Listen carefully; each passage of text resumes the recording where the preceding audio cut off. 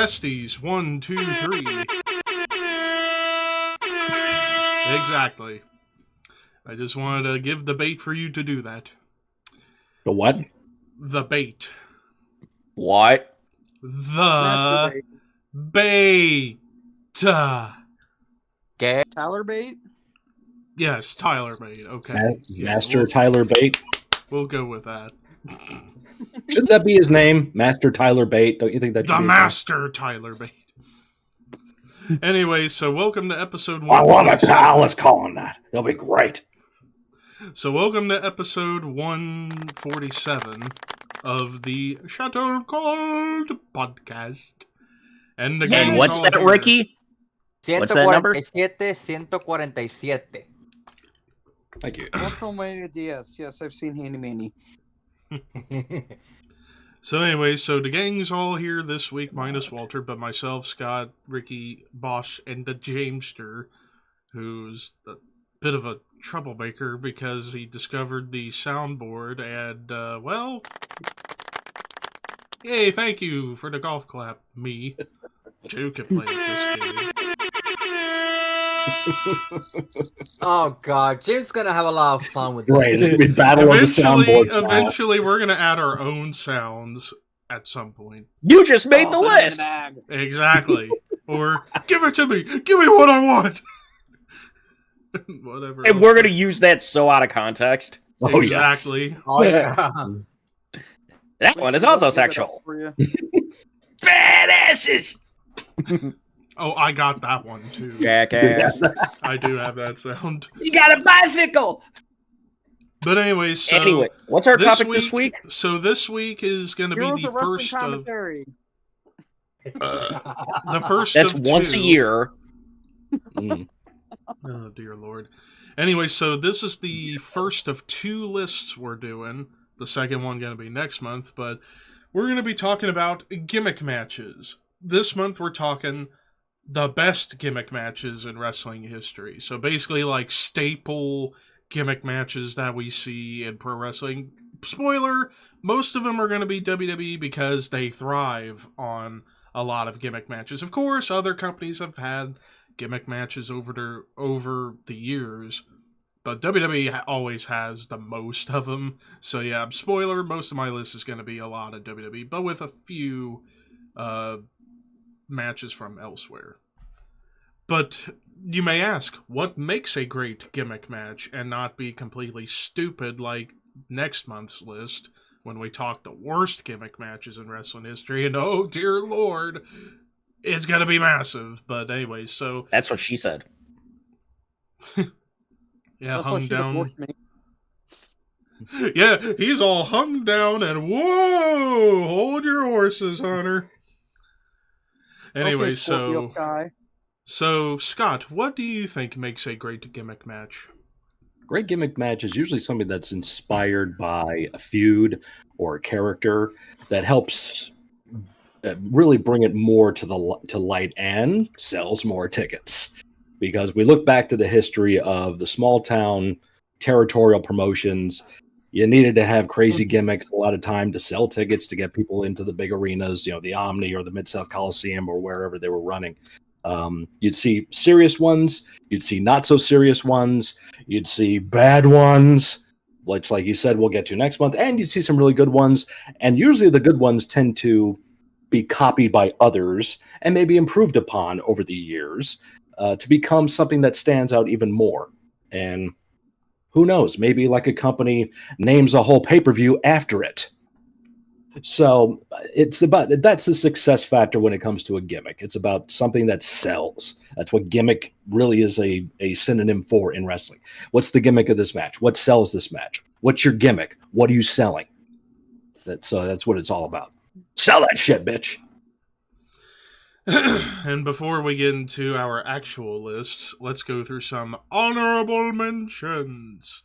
I have 3 honorable mentions. The first one, people might scratch their head at this choice, but I thought they should have done more of these. They only did it one time, and I thought it was a great idea. The Championship Scramble. I actually liked the idea. Granted, we only got once. Technically, it's an offshoot of the hardcore battle royals from the Attitude Era, but not chaotic, but done properly. I mean, I thought the ones that they did at Unforgiven '08 were pretty fun for what they were, and I honestly wish they would have done more of them, especially today. They did one of the Bash 09. Yeah, they only had a few. I wish they would do them nowadays. I think they'd be fun, great matches to watch because you had the whole idea of basically like a Royal Rumble Battle Royal or Hardcore Battle Royal mix where you get two guys that start and then every 5 minutes or so comes in another guy and the title can change hands at any point in the match until everybody's entered and then a time limit. And whoever's champion at the end of the time is the champion after the match. I really like that. Yeah, they call it hot potato the game sometimes. Pretty much. But yeah, that's the first one. The next one, the I Quit match. That's on my list. It's on my list. But yeah, like the I Quit match, like... It's on my list. Yeah, like back... If I remember right, the first real I Quit match I could remember from decades ago would be the Ric Flair Terry Funk one. At which Clash was it? Clash 9? 9. Clash It 9. was 9. It was November. New York Yep. Knockout. Troy, New York, RPF Fieldhouse. So, Yeah, that was the first real notable one. And then... you can go back. Starrcade 85, the I Quit you. cage match. Yeah, that The one. best I Quit match, in my opinion. Mhm. And then you would get the I Quit matches in WWF and WWE where they really upped the ante on the brutality. Mick Foley Mhm. and The Rock. But Yes. but yeah, I Quit match on my list. And then the final honorable mention, 2 out of 3 falls / 3 stages of hell. That's on Both mine. are on my list. Honorable mentions. Well, they're one and the same, so you can't have both. Yeah, they're pretty much the Oh. same match. Technically, yeah. Just 2 different names. But yeah, 2 out of 3 stages of hell. Given the right feud and the right match types you can sprinkle in there. Like, I would say for me, my personal favorite 2 out of 3 stages of hell was Kurt Angle, Chris Benoit, Judgment Day 01. I really, really like that, where you get like a normal match, then a submission match, and a ladder match all in one. I thought that was a really fun match. But for like standard 2 out of 3 falls, I really liked an underrated one, Sheamus, Daniel Bryan, Extreme Rules 2012. I thought that was an awesome 2 out of 3 falls. But yeah, those are my honorable mentions. James. I only have 2 honorable mentions, and they were gimmick matches at one point in time, but they're not really gimmick matches anymore.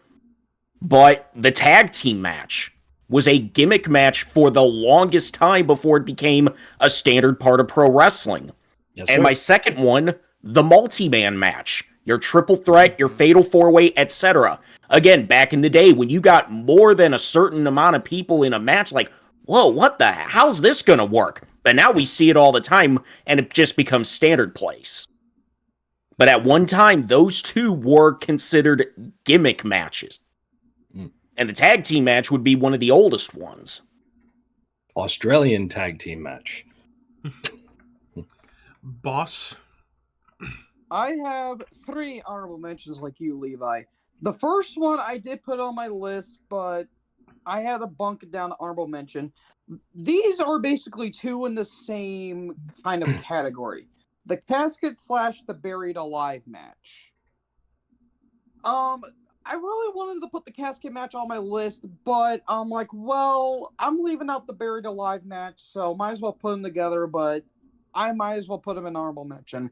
The casket match, started more in the territories, but it mainly became an Undertaker gimmick.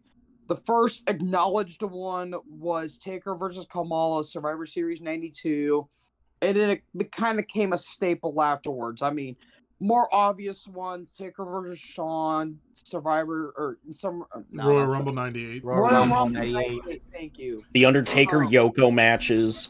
The Yoko matches, particularly Survivor Series 94. And then Undertaker you have the Royal Warrior. Rumble whole series 94, of where house Taker ascended to the heavens. Mhm. And then And then hell, you we still sprinkle get... in- And we still get casket matches to this day every once in a blue moon on NXT. Yeah, Apollo And other versus places Michael use Waller had casket one. matches. Yeah, AEW's done a couple of them with Darby. Impact's done casket matches. Yeah, they did a coffin match with Abyss and the Pope at one point. And then you get to the Buried Alive match, which was another kind of Taker-oriented gimmick, this time with this more noticeable feud with Mankind. That first one, In Your House, Buried Alive, classic match. But you also had some other ones, like the tag team match on SmackDown with the Unholy Alliance against the Rock and Sock Connection. That was a hell of a match. I think that's the second best one to the original. Yeah. And the bloodiest one, Taker versus Vince, because Jesus H. Christ. Yeah. The first punch of the match. Yeah. And then you got a couple duds like Taker and Kane at Survivor Series. No, Bragging rights. Bragging rights. Taker You and just want to say Austin. Survivor Series, don't you, boss? Yeah, for some reason. Taker and Austin Taker, at Rock Austin Boss. That was terrible and botched. Yeah, that was pretty wonky. But yeah, those two matches, really damn good stuff. Next one, I might get hate, but any no DQ stipulation. I wanted to put this on my list, but there were just so many. No DQ, street fight, no holds barred, false count anywhere, hardcore, extreme rules. Yeah. They're all one and the They're same. all in the same thing. Just sometimes one has more weapons than the other. If you just want to beat the shit out of each other, this is the match for you. You know, classic no DQ matches, Foley Cactus, False Count Anywhere match, Master Square Garden 97, the Funk Foley matches, just so many classic matches. You know, I ain't gonna go on because we'll be here all day, but any no DQ stipulation. Nowadays, they kind of been tapered down due to way too many weapons, but yeah, fun matches. And then, my final honorable mention, they're all the same one, just with a different weapon. The strap, bull rope, and chain match. Yeah. This one's kind of more simple, where whatever weapon you're handed with, you wrap it around your hand, touch all four corners, there you go.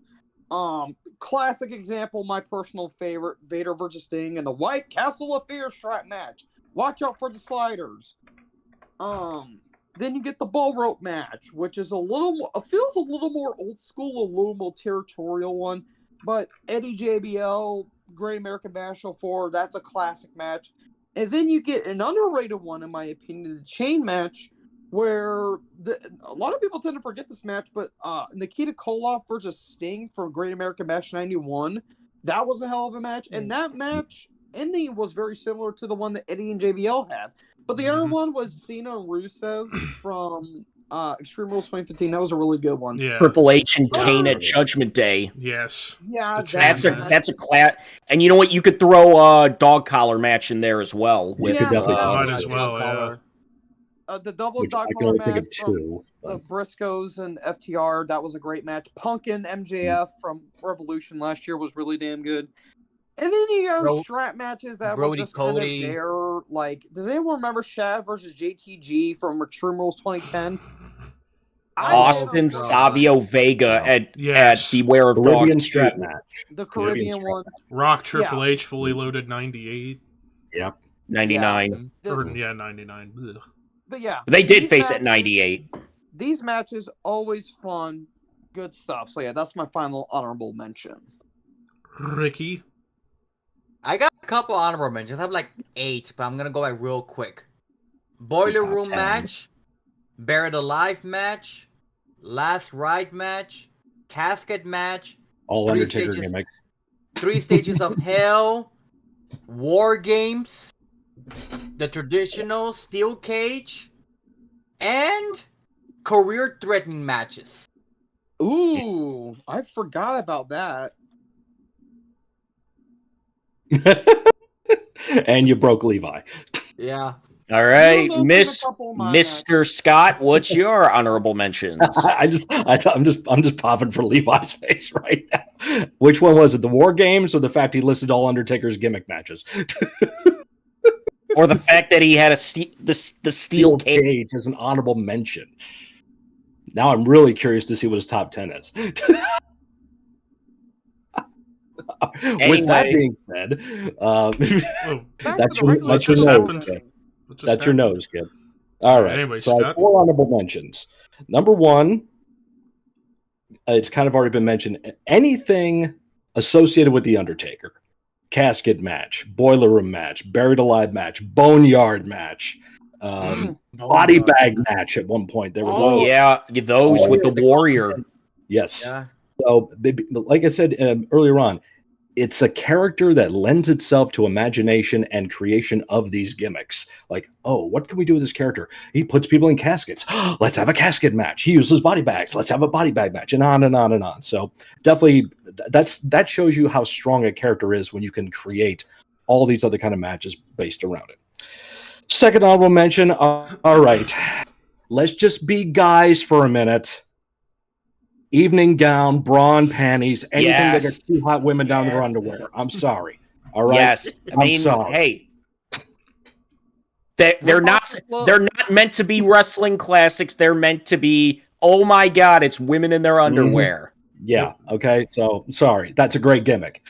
Because why? It sells. Sex always sells. Sex always Rip off the sells. clothes mud pool match. That's right. But we're not counting tuxedo matches. No. No, God. that could be in the worst. That's going to be in the worst. So Oh, yeah. write it right down right now. To quote Jim Cornette, I love Howard Finkel. I never want to see him in his underwear. No, exactly. No. Third honorable mention: any match with explosion in the title that's in Japan only. AEW, I'm looking at you. The Japanese exploding Exploding matches. cage, Barbed exploding wire matches. Onita and Pogo and Onita and Hayabusa cage match. Oh my god. I Onita was and Funk. looking for that stuff back in the 90s. King of Deathmatch stuff. Fuck yeah, it's badass. And my last honorable mention, a classic carryover from the territory days, the loser leave town match. I should have put that in honorable mentions too. Yeah. Because it's just like, it was the best excuse to get somebody out of the area because they were going to go work someplace else. Like 30 days, 60 days, 90 days, whatever it was.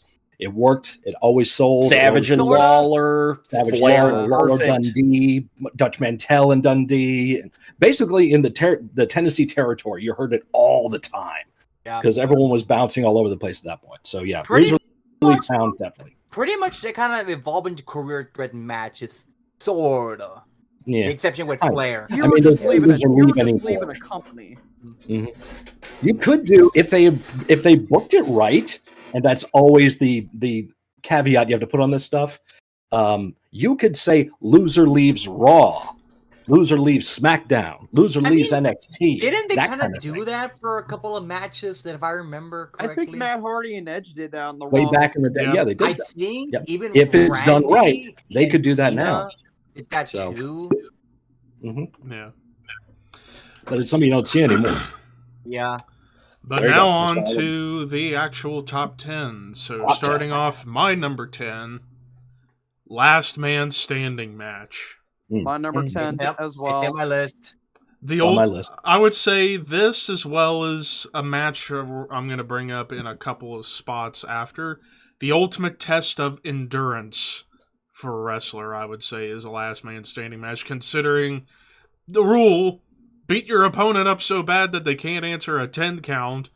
Basically, you have to throw everything, including the kitchen sink, just to get the win in these matches.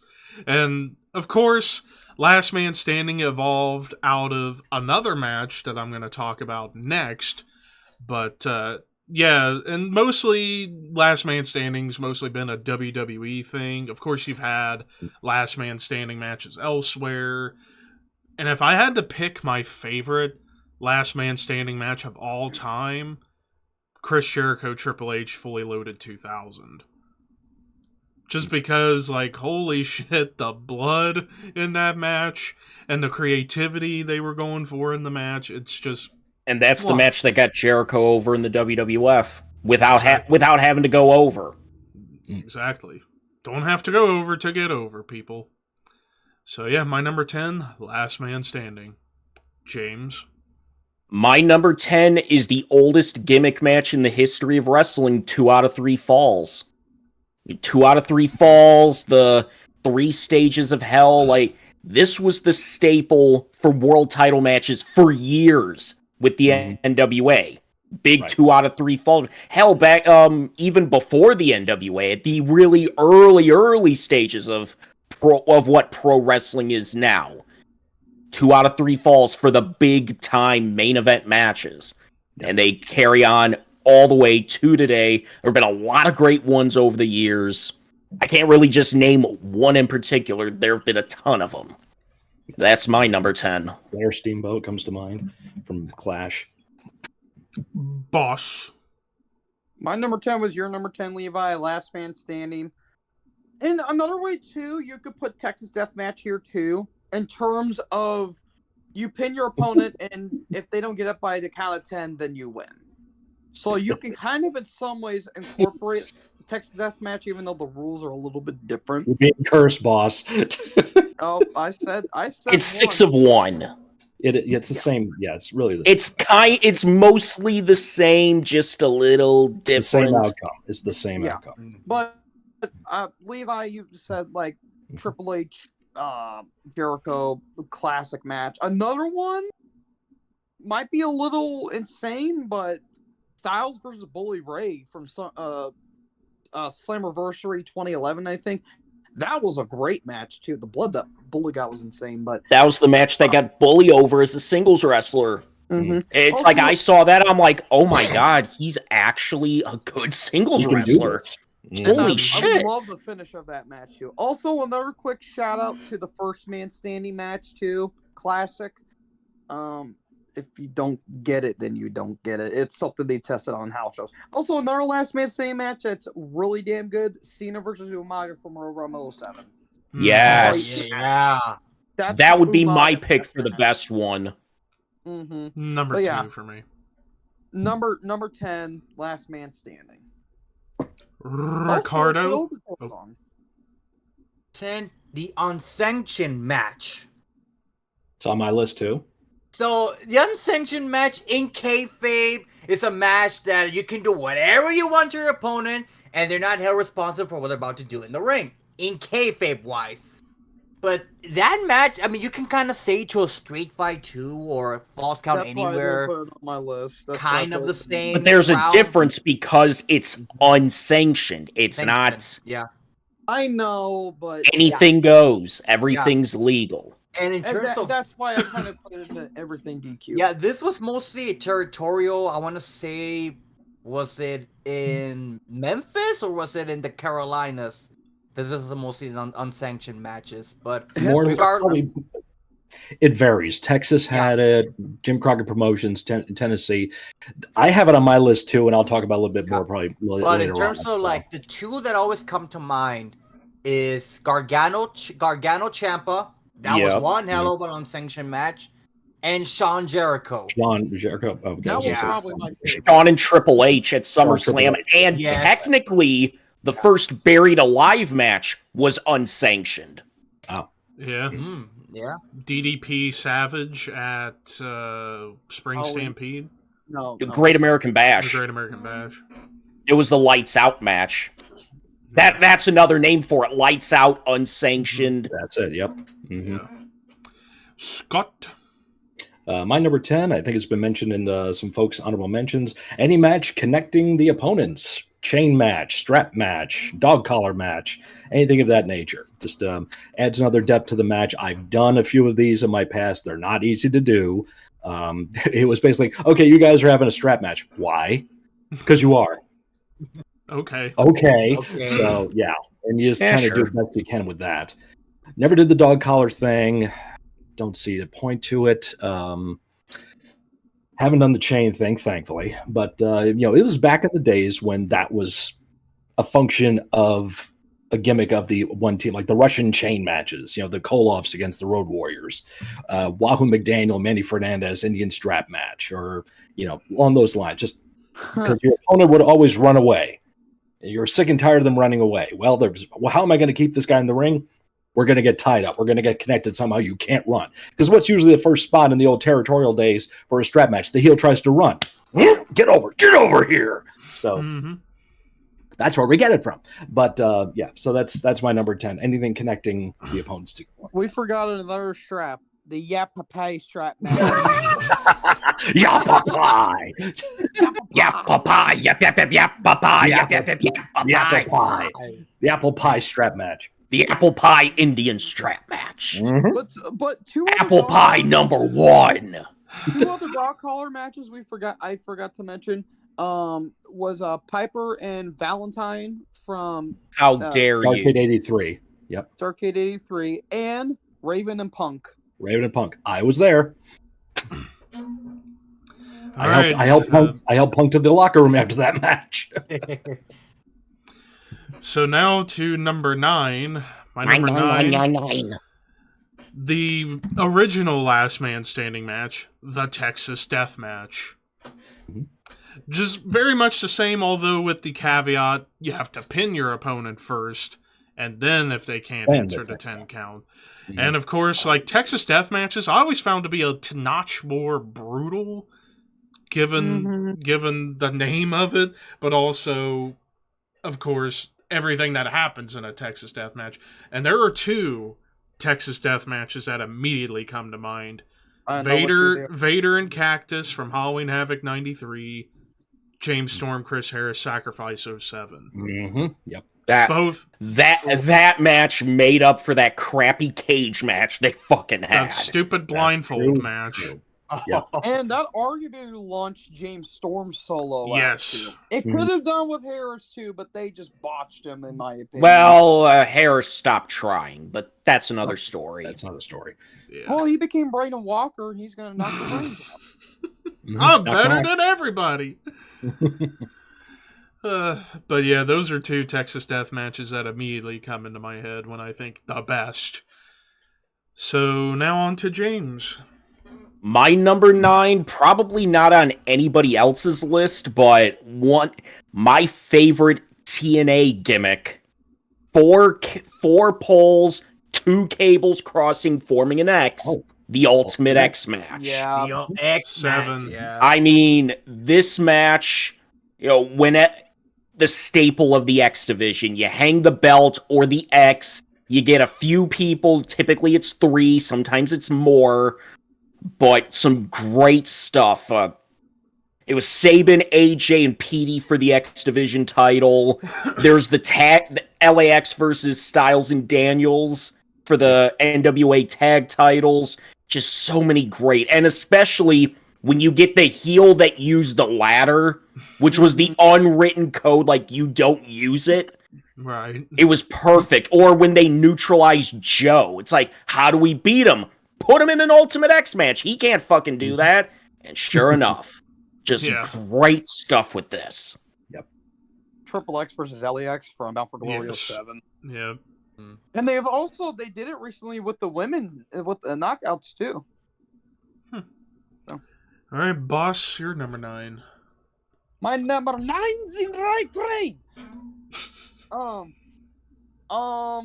number 9, I'm pretty sure I'm gonna other people are gonna have it on their list, and I hate to say this so low, the Elimination Chamber. 6. 4. Didn't even have it on my list. Okay, Scott. Mm-hmm. So yeah, with the Elimination Chamber built out of the feud with the world title, it's Survivor Series 02. Kane, Jericho, Shawn, Hunter, Van Dam, and Booker. Classic match. Shawn with those trunks, winning it all despite him not doing it. And I like how unique it is in terms of the chain link fence and the plexiglass windows, and using your pods, especially that grating, which kind of glad they use actual pads now because so they can do more. You talk to anybody who wrestled in the original chamber, and it's like, that was fucking brutal. Oh, God, yeah. I remember when Punk went to do a dive on the Cena and his leg got skinned. Ooh, that was bad. And then you got some, again, great ones. New Year's Revolution 05, I think, is very underrated. The 2 chamber matches from No Way Out 09. even the more recent ones, like the 2019 one with the men's, that was really damn good. The 2017. one. 2017 when This Bray won the year's was belt. good. This year's This year? was good I mean, too. this year's Yeah, was really this good. one's That pretty Logan good Paul for the thing men's getting in US there. title. Yep. You got some misfires like The some IC Intercontinental, Chamber, the SummerSlam tag title, 03. SummerSlam Shayna 04, squat Goldberg should have everybody. won that match. 2020. Yeah, but besides that, Elimination Chamber, great. Always fun to watch, despite the fact it looks like a toy nowadays. Great stuff. My number 9. Ricky. 9 is Money in the Bank / ladder matches in general. Only number ladder 8. matches. It's on my list. Only Too. ladder matches. But mostly Money in the Bank because the concept of climbing up the ladder, grabbing a briefcase for a championship match opportunity up to 1 year was something unheard of back in the day.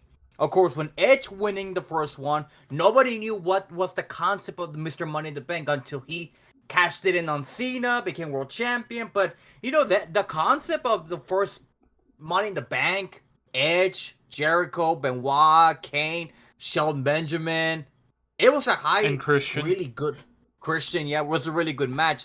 And you can also say something with traditional ladder matches, you know, for a championship or a contract or a sledgehammer. If you all remember that match.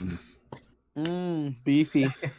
But yep, Money in the Bank / ladder matches in general. Scott.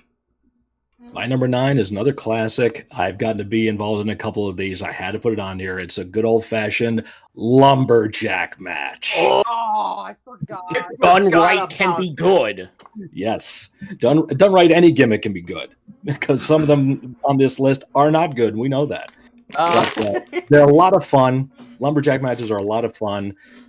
It's an easy night for the heel because in the match because he's going to dump the babyface out and the heels are going to beat him up. So it's an easy night for them.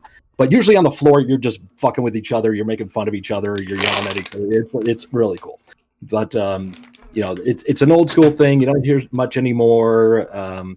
If you do, they just didn't they have one on? I could swear they did one in recent times on Raw or SmackDown. But wow, was you it? know, I remember again, it's been a it's while. another one from the old days where it was there to help. You could actually use it as a tool to start another feud because you would have a babyface, the heel in the ring, all the lumberjacks. The babyface gets thrown out of the ring to the heel side. They all beat the fuck out of the the babyface, throw him back in. Some kind of chicanery happens. One heel bounces in another heel. Babyface wins. And now those two heels start having shit with each other and turn one babyface. Very classic move to use in the territory days. So there you go. And Even in the some Mexican examples that fans would bring weapons. Oh Man, God, in the like Mexican, I was gonna say, like, good God, the fucking fans' revenge lumberjack match with Joe and Jared at No Surrender 06. Oh. Jesus Christ, Oh, Jared. yeah, strap. and Fucking- in Mexico they have lumberjack matches like that, but instead of them throwing you into the ring, they whip you with a belt first and then they throw you back into the ring. Yeah, that happened in Tennessee. They had a lumberjack strap match. All the lumberjacks on the floor had belts, and they'd whip the fuck Yeah. out of you. So, And then, of course, WCW had the Lumberjacks with Casts match in 2000. remember that. Oh, that was beautiful. It was also used in WWC in Puerto Rico. Yeah. Yep, Lucha so it was Underground had that at one point too. It was between Drago and The Hernandez. Believers Backlash. Yep, the Believers Backlash. there you go. All right, my number 8. That was terrible. But anyways, my number 8, the other big endurance tester, the Iron Man match. That's on my list. Not on mine. Not on mine either. I mean, when done right, of course, like with any gimmick, it can be outstanding. I mean, hell, there's been a lot of classic Iron Man matches. Shawn and Brad, Joe, Kurt at Final Resolution 07. Even like whenever they do 30 minutes, they're really good. Kurt and Shawn on Raw Homecoming. Bailey Sasha. Yes. Yes. Yeah, there have been a lot of great ones, and of course, just that idea of like just testing how long you can last in a match. That's what she said. And of course, if you get like to the sudden death, it can be like a super traumatic thing and like very tense building to like reach the final climax, and then just like a good nut, big payoff in the end. Now, if I had to choose my personal favorite Iron Man match, Bret and Shawn. So, there you go. James. My number 8 is the Luchas de Apuestas match, the betting fight, the gambling match, the mask versus mask, mask versus hair, hair versus hair, title versus title, title versus career, career versus career. They all fall under that stipulation. They've been doing those matches for almost 100 years now. Started off in Mexico, moved up here to America. There have been a lot of classics over the years. We talked about one with When Worlds Collide. Yep. The double mask, double hair match. Guerrero versus Mysterio from Halloween Havoc 97. That's the one everybody brings up. Yep. They did that Lucha Underground as well. Marty the Moth Martinez versus Phoenix in a hair versus mask. Jesus Christ, that match was brutal. An underrated one, Jericho versus Hoovy at Super Brawl. Title versus mask. Title versus mask, yep. Edge, Could be a guy hair named versus Hoovy? hair. Who the hell is Hoovy? You lost to a guy named Hooventude? Nash versus Ray. All right, boss. My number 8 is, well, it's already been talked about, the ladder match. I consider the Money in the Bank a ladder match just with the added bonus of a contract that you can cash in for a championship of your choosing. Of course, the Money in the Bank's kind of been done to death nowadays with ladder matches in general because we're about to have one soon. We'll talk about that later, but it's a classic stipulation that, remember, kids, in the old days, you only had one ladder. You weren't breaking ladders every 5 minutes or just surrounding the ring. You only have one ladder. Remember those days? When Shawn and Razor brought out a second one at SummerSlam, I was like, oh my god, there's a second? Yep. There's now 2 ladders. Which is legal. 2 fingers. Which is the legal ladder? Right, yeah. Classic matches, the Shawn Razor matches, Bret and Shawn when they were doing testings and primetime wrestling, Jericho Benoit, Rock and Triple H, TLC. Yep, those matches. Even though you spoiled one, Scott. It's the same stipulation, bro. It's the same, so you better have a backup. Yeah. TLC ladder's the same. TLC, Money in the Bank, ladder match are all the same. Ladder War. All the same game, so. Yeah. Yeah, those matches, always great, always fun, despite the fact how I've been kind of not too kind of them lately. But yeah, my number 8, the ladder match. And shout out to TLC too. Ricky? My number 8 is TLC. I mean, I know it's kind of in the ladder match, but the traditional TLC match. It is. Yeah, I know, but what do you do? You climb up and you grab. And you grab something. It's all the same. The stairway to heaven. Same thing. I know, but there's y'all are cheating with these lists. Wasn't the case. We're not cheating. That wasn't you the are. case. Hey, it's not cheating if you get caught. True. The ref says you can't do it. Yeah. Yeah. Who here is referee the wrestling match? Right there. But the ref said you can't do it. I touched the ring before. Does that count? You touched your penis too. Does that make you a man? Ah, what? We're live, Scott. Why are you calling me out for? Waiting. Thank you, James. You guys are assholes. I'm just kidding. I'm kidding. No, I'm a whole ass. Gaping. Anyway. You can see his kidneys.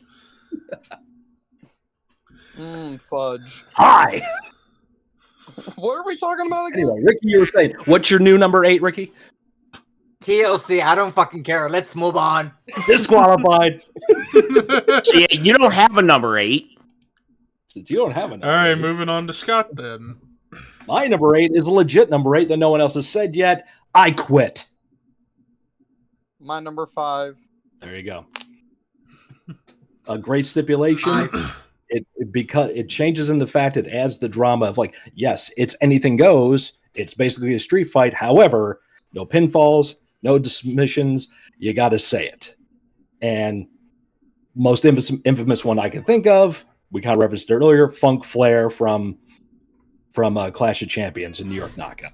There's been many of them throughout the years. We just had one last year with Edge and Finn Balor. Brilliant finish with that one. I've done an I Quit match. I still have the gimmick that I bludgeoned my friend with, and still has his blood on it too. I may have wiped his blood on my face during that match. But anyway, Beefy. I have the footage, you don't. But yeah, so an I Quit match was another way of a classic blow off to it, because once you did that, you know, how could you possibly come back from saying I quit? You forced the man to say those 2 words he's never Act of trained to say. humiliation. Yep, the act of humiliation, right. Sells tickets. 2 words, 5 letters. 5 letters.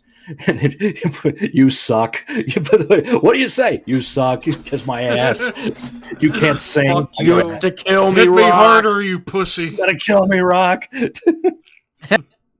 And he almost fucking I hate did. your mom. Yep, you can do that too. Your mother's a whore. Jackass. WWE sucks. Boom. That's the thing that triggers Foley. Okay. Number 7. 7. James brought it up. It's Ultimate X. The best gimmick match TNA ever created. The evolution of the ladder match, but with the cables and having to like work your way over, and like James said, the heel move to use a ladder, which I only remembered them doing the ladder once, and that was, I believe it was Final Resolution 08 or Against All Odds 08. I think it was Final Resolution with the Dudleys and Johnny Devine versus Motor City Machine Guns and Jay Lethal. I thought that was pretty brilliant. But if I had to choose my favorite Ultimate X match, probably AJ, Sabin, Petey, Final Resolution 05.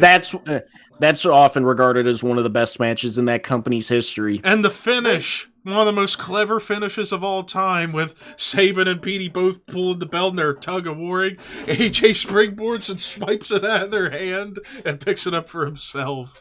Like, brilliant creativity there. Or like LAX, AJ Daniels, where Daniels goes to the top of the thing and then jumps across to the middle to get the belt. To avoid the chair. Yep. Mm-hmm. I think the other time that a heel used the ladder was, I think it was Victory Road 2011, where Robbie E was using the ladder, but no one gives a fuck about that match. It involved the Bucks in it, so who cares? Yeah. It's one of those things, it was like that unwritten thing, and if a heel ever used a ladder, it's like, oh, that mother... Yeah. It got instant heat, which was perfect. Mm-hmm. But yeah, that's my number 7. James. My number 7 belongs to the first gimmick pay-per-view ever done. The Survivor Series elimination match. That's my number 6. It's on my list. I mean, you want to talk... they fucking created a pay-per-view based off a gimmick, and it sold. They wanted to do Hogan Andre again on pay-per-view, but they didn't want to do the one-on-one rematch, so let's create an event with teams that face each other. And yes, it's a spin-off of an elimination match, but still, it works, and there have been so many... For the first 4 years of Survivor Series' history, it was nothing but these matches. Yep. You'd get team names and team captains, and you'd get feuds ending, new feuds starting. Great shit here. And the awesome team names you would get created from those combinations. And if it was Hogan, it'd be the Hulkamaniacs. If it was DiBiase, it was the $1 Million Team. $1 Million Team, yep. The Perfect Team and the 4x4. And one amazing debut, which was shocking on number 1 in their fucking list. Mm-hmm. But it's like, and heck, speaking of debuts, you would get debuts of some new people in these matches, and they'd be a survivor or play a big role, and it was Kim idea. Gobbledygooker, best debut ever. shout out to Sad. Team Austin, Team Bischoff from 2003. Yes. Phenomenal. Mhm. That's One of the arguably best Survivor one of the Series. best examples of this match. Mm-hmm. Boss. Well, I had to change my number 7, but thankfully I got one on the fly. And it's actually 2 stipulations of the same kind. The ambulance/stretcher match. Oh. Mm. Again, kind of had to think this on the fly, but thankfully my brain cells went into full force. So with the stretcher three. match, well, yeah, that too. What the ambulance/the stretcher match? Now, the stretcher matches are kind of weird in some way because they're really not that great if you think about it. Because the big one that came to mind of a terrible one is Sid versus Giant Gonzalez. Oh, Yeah, boy. less said about those, the better. But in some ways, it kind of worked despite the fact how terrible it is. There's been some unique ones like Brock versus Big Show from Yes. Judgment Day 03. Yeah. where Andre the Brock Giant and beat Killer him. Khan. Yes. Yes, those matches. Those And were- then on the other side, you get the ambulance match where you have to put your opponent in the ambulance. Good example. I know, Levi, you thought this was a disappointing match. I thought it was good, though. Shane versus Kane from Survivor Series 03. I thought that was a fun Okay. match. Another example, even though it was part of a 3... Well, no, I'll save that for when I get there, but... Mike Awesome had a stretch of matches. That was kind of his gimmick for some weird reason in like 2000. Like Mike Awesome was going through his Bruce the Barber Beefcake stretch in 2000. The Fat Jack Thriller. Anyone? That 70s guy, Guy. the Canadian person, the Canadian career killer. I think that's what it was called. and he was the career killer when he threw Canyon off the cage. Yes. Mhm. But off track. This is a good stipulation. I feel like that doesn't get talked about enough. So yeah, my number 7. Ricky. My number 7 is the Iron Man match. Like you mentioned, Levi. I mean, I'll test the will of who could get the most pin submissions. Who's the better man? Brett Shawn, one of the best. Another one of my favorites, Brock Hurt on SmackDown. Yeah. Really good match. Bailey Sasha, another one of my favorites. I mean, it's the concept of the Iron Man match. Who could, like I said, get the most pinfalls, more submissions. Fucking amazing. Scott. My number 7 has already been mentioned. It's the Texas Death Match / Last Man Standing match. I want to say the first Texas Death Match was Iron Mike DiBiase against Dory Funk Sr., but I'm not sure. I've heard that before. Okay, I thought that was it, but I'm not. I wasn't sure if that's they say that, but you know how it goes. Let's just go with it. The first Texas Death Match was Iron Mike DiBiase and Dory Funk Sr. Exactly. There you go. Because it sounds like something that would definitely, was a draw, was a gimmick to sell tickets, to get people there to see this big blow off happen. That might have been the one where Terry Funk actually hits the ring because his dad was in trouble and he really thought his dad was in trouble. So he shot down to the ring during the match. It wasn't supposed to do that. And they had to physically pull him out of the ring. They're like, what the fuck you doing? You're ruining the match. You're like, I gotta save Daddy. Very back to the locker room with you. But yeah, that's my number 7. I know it's been talked about plenty so far. All right, and number 6, the Elimination Chamber. And that's my number 6. And I mean, basically, for those who may not remember why this match was invented, because originally Triple H wanted to do War Games But Vince didn't really want to do it, so they were thinking, okay, well, what can we do for Survivor Series? Came up with a compromise, the Elimination Chamber. Basically a hybrid of Survivor Series, Royal Rumble, and Hell in a Cell, and War Games. Kind of like War a Games. hybrid of all those matches wrapped into one.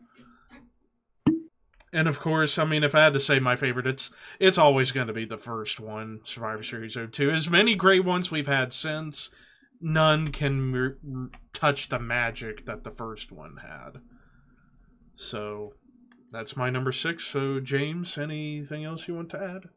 I love how the kayfabe reason of why the match came to be is because Eric Bischoff wanted to one-up Stephanie McMahon for Hell in a Cell. So it's like, I'm going to create the Elimination Chamber. I'm going to put 6 guys in there, and it's going to be for the World Heavyweight title, and it's going to be a combination of all this, and I'm not going to tell you anything else until the pay-per-view. And we didn't know what it would look like until the day of the pay-per-view, and you saw it, it's like, oh my Holy God. shit.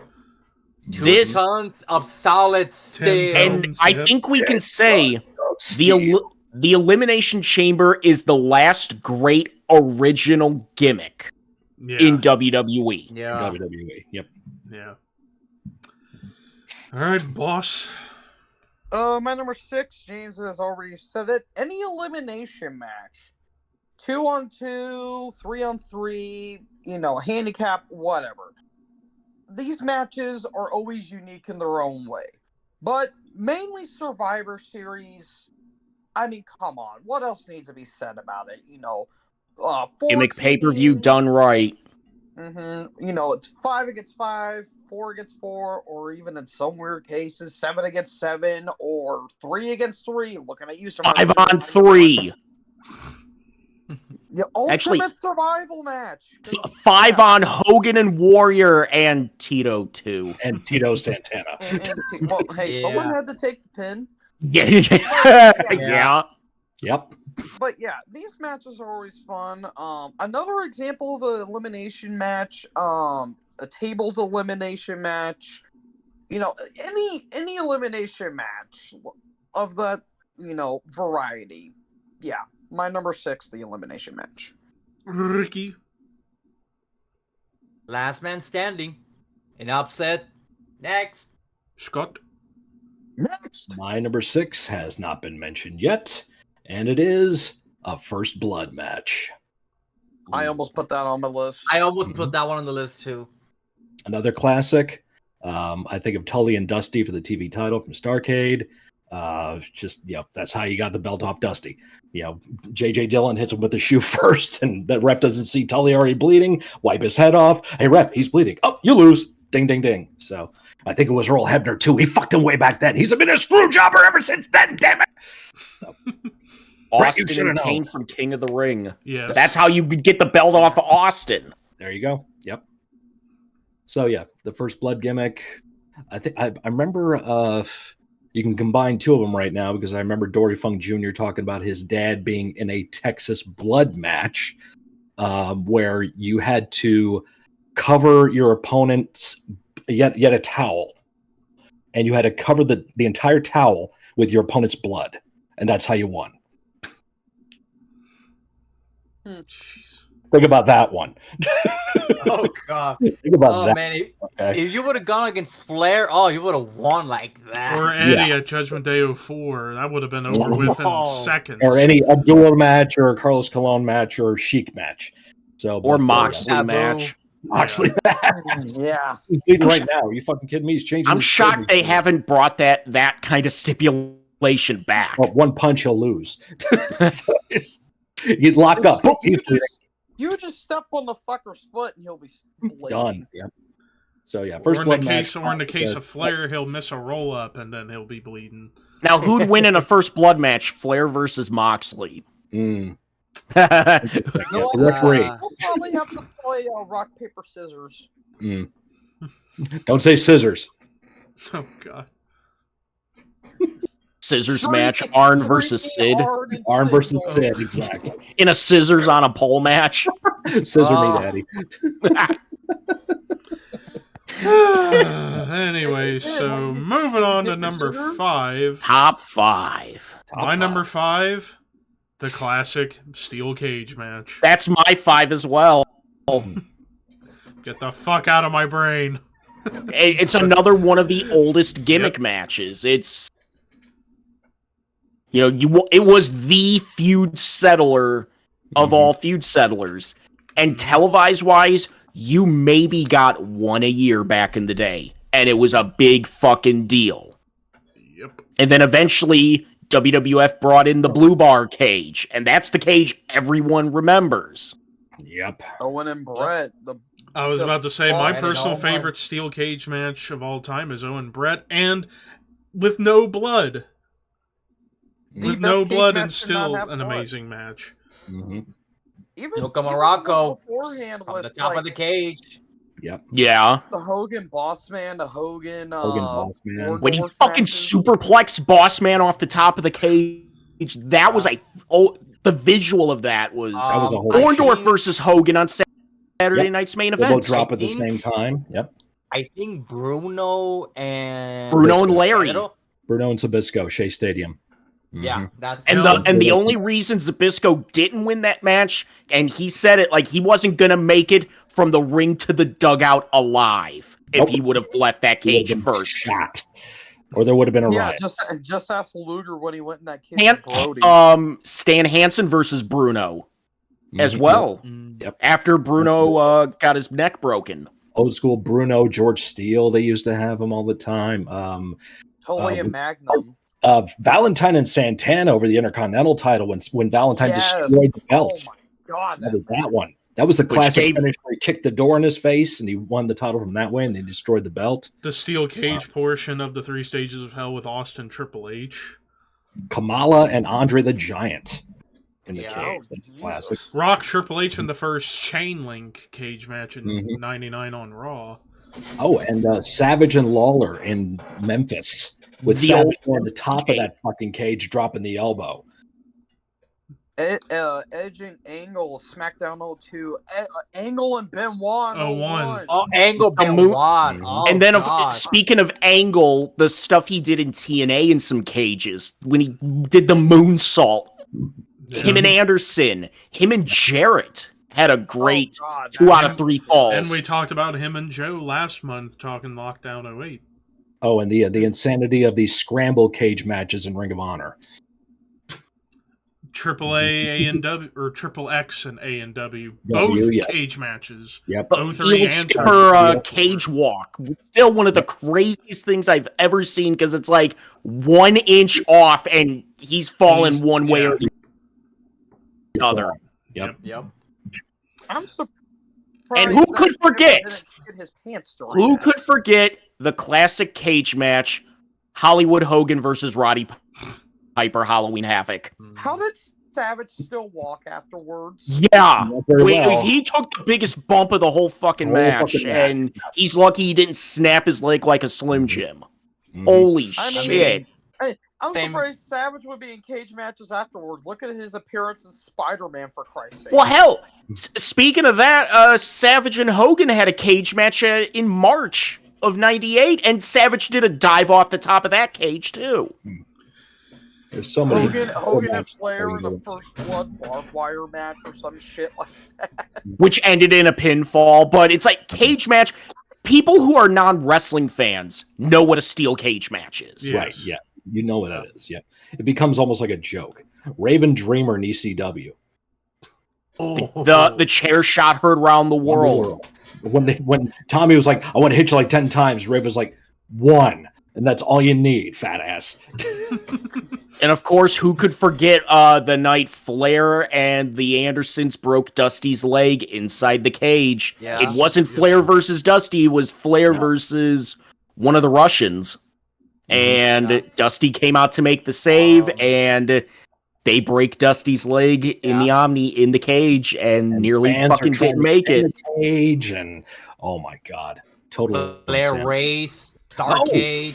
Flair Race and Kerry Von Erich, Ric Flair, Yep. The night Star the Wars '82, the night The- the Freebirds turn on the Von Erichs. Yep. The cage slam heard round the world. Yeah, Tori Gory slammed the door in Kerry's face, and everything was off to the races with that territory with that one moment. Thank you, Gary Hart. Rest in peace. Yep. But yeah, cage match, it's legendary. Mm-hmm. Boss, you're number 5. My number 5 has already been mentioned.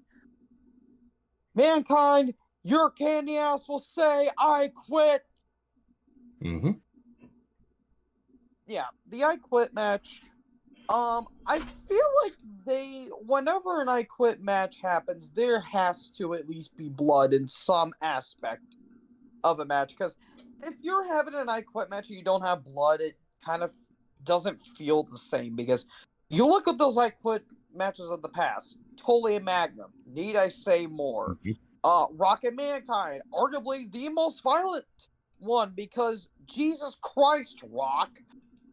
Never trust a rock with a sealed chair. JBL and Cena JBL at Judgment and Day. Cena. Yes. John, Cena do you need bled a fucking John, gusher. Do you need a towel afterwards? Another underrated one, in my opinion, Styles versus Dreamer at No Surrender 2010, where Dreamer had the fork in his eye. That was brutal. Yeah, just all these matches, when they have blood, it feels unique. Now, if they go way too far with it, then it's like, okay, you're losing. You're starting to lose. Shattering the Muda scale. Well, that's because Cena wanted to be like, huh, you thought Eddie was bad? I'm going to have blood near my crotch in 30 But, Stop that. But that visual of Cena with the bloody face holding both belts was... Yeah. Oh, God, yeah. But yeah, I quit. Brutality when it needs to be my number 5. Ricky. Same thing with me. Number 5's I Quit match. And the latest I Quit match we kind of had was Roman J inside Hell in a Cell. Which was... It didn't have blood, didn't need blood because of the storytelling. Yeah. Yep. Which was perfect. It was a hat on a hat match. All right, Scott. Let's see. My number 5, it's been talked about already, the unsanctioned / lights out match. The significance of it was more ceremonial because after a whole night of wrestling, the lights would be dimmed, indicating the end of the actual sanctioned event. And then the lights would come back on, hence the lights out match. And then you'd have the two men come to the ring and settle their differences unsanctioned. I want to say like the alley fight between Pat Patterson and Sergeant Slaughter. It's along the same lines of that because it was there was no referee in the ring. It was a straight up fight. You know, it was like the alley fight, street fight, bunkhouse match, unsanctioned, no rules. Anything you want to throw in there is a different superlative. It's all basically the same thing. It's to settle the big feud. This is it. Yeah. After this, these guys ain't gonna touch again, hopefully. So that's why it still stands out today, and they can just change it up with different window dressing, but it's the same thing. So that's my number 5. All right, my number 4, been talked about a lot, the ladder match. Pretty much every variation, ladder match, TLC, Money in the Bank, Ladder Wars, etc. And of course, for me, still the standard bearer for modern ladder matches, Shawn and Razor. Mania 10, so that's all Wait, she we're wrote. forgetting the best variation, the Ladder of Love match. Okay, shut up. There was some sound should have been used right there. Wah, wah, wah, wah. Wah, wah, wah. We were doing so good! We were doing so good, boss, and then With you just every had to great fucking match shit the bed on our variation, there has faces. to be that one. You all know it's gonna be doing some dumb shit. Don't lie.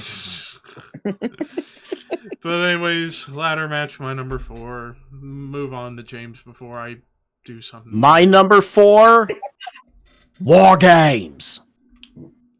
That's all. War Games. I mean, the ultimate team match created by Dusty for the Horsemen. It's the way to get all the Horsemen and JJ in there. It was the way to beat up JJ to get the heat.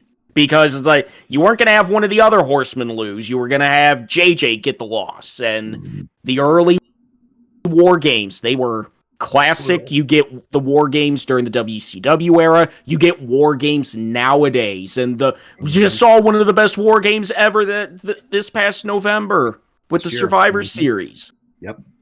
First ever WWE branded War Games. Games. Well, NXT sort of. We're main roster. Main roster. Something we thought we would never see.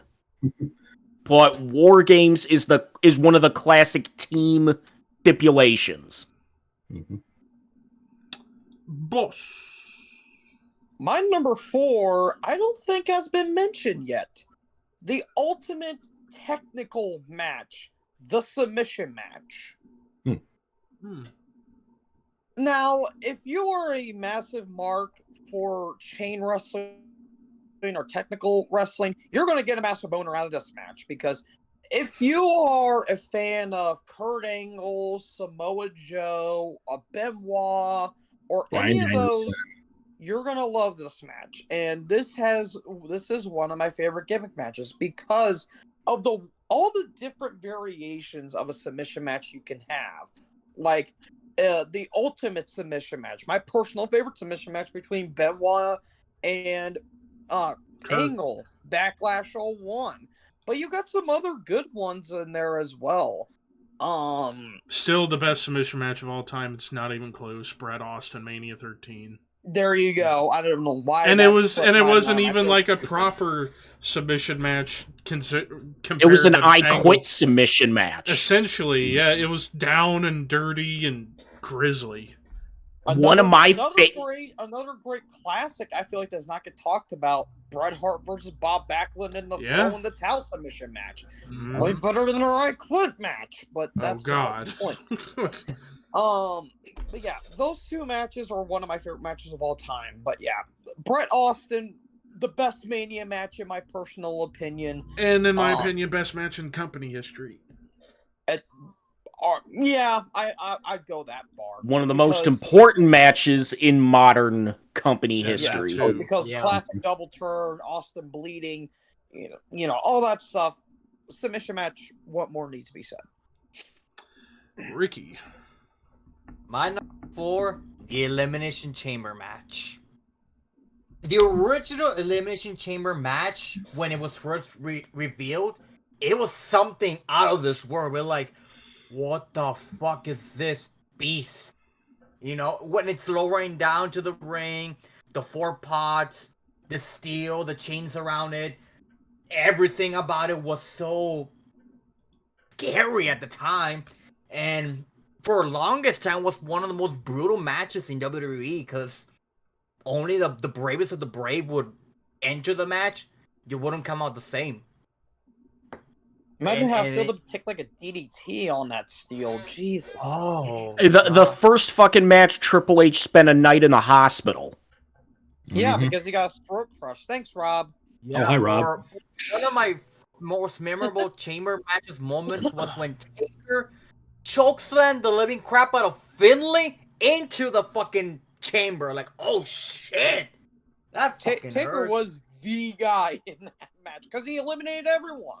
Frickin' would love when Taker entered and he took the door and just slammed it behind him. He'd do that with Hell in a Cell as well. And it's you knew shit was on.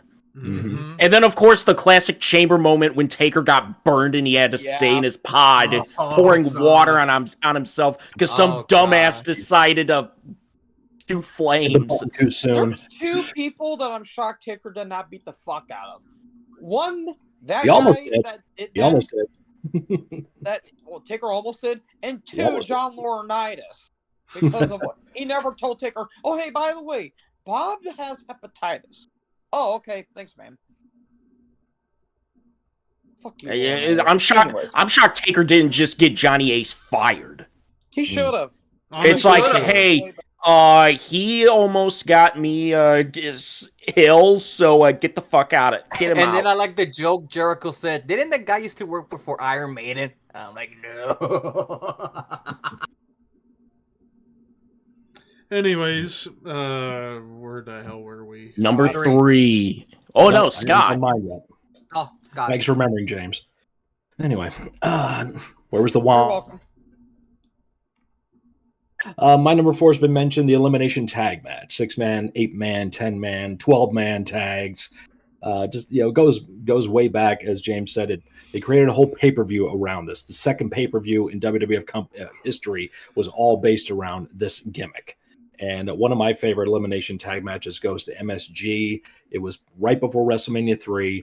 Adrian Adonis, Harley Race, Randy Savage against Junkyard Dog, Ricky Steamboat, Roddy Piper. And I have stolen the format of the eliminations of that match countless times when I would book guys in 6-man tags. You're doing this, you're doing this, you're doing this, and then you two do this. Okay, cool. And that's it. And because it was just masterfully done, just so Piper wouldn't have to job out. But elimination tag matches, love them. They're always fun to be a part of. Another one, the 20-man tag. Oh yeah, from first 2 Survivor Series. Yep. The 5 teams on 5 teams on each side. Oh god. All right. So now on to number 3, War Games. After all, I mean, like James said, it's the ultimate team match. And still to this day, best War Games match you'll ever see. For those who haven't seen it, shame on you. Go watch it. Sting Squadron, The Dangerous Alliance. Wrestle War 92. Fall Brawl 98. Boss, you're trying too hard now. I know I am. You are trying too hard now. That's the story of my life.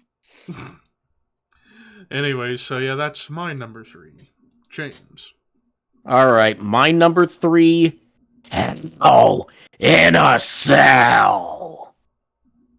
I mean, it's the evolution of the Memphis Cage. It's the Memphis Cage and War Games coming together, having a baby. The creation of Jim Cornette, created for the feud between Undertaker and Shawn Michaels. Shawn keeps getting away. He has the numbers game. So what happens? Let's put him in a cage, but with a giant roof on it.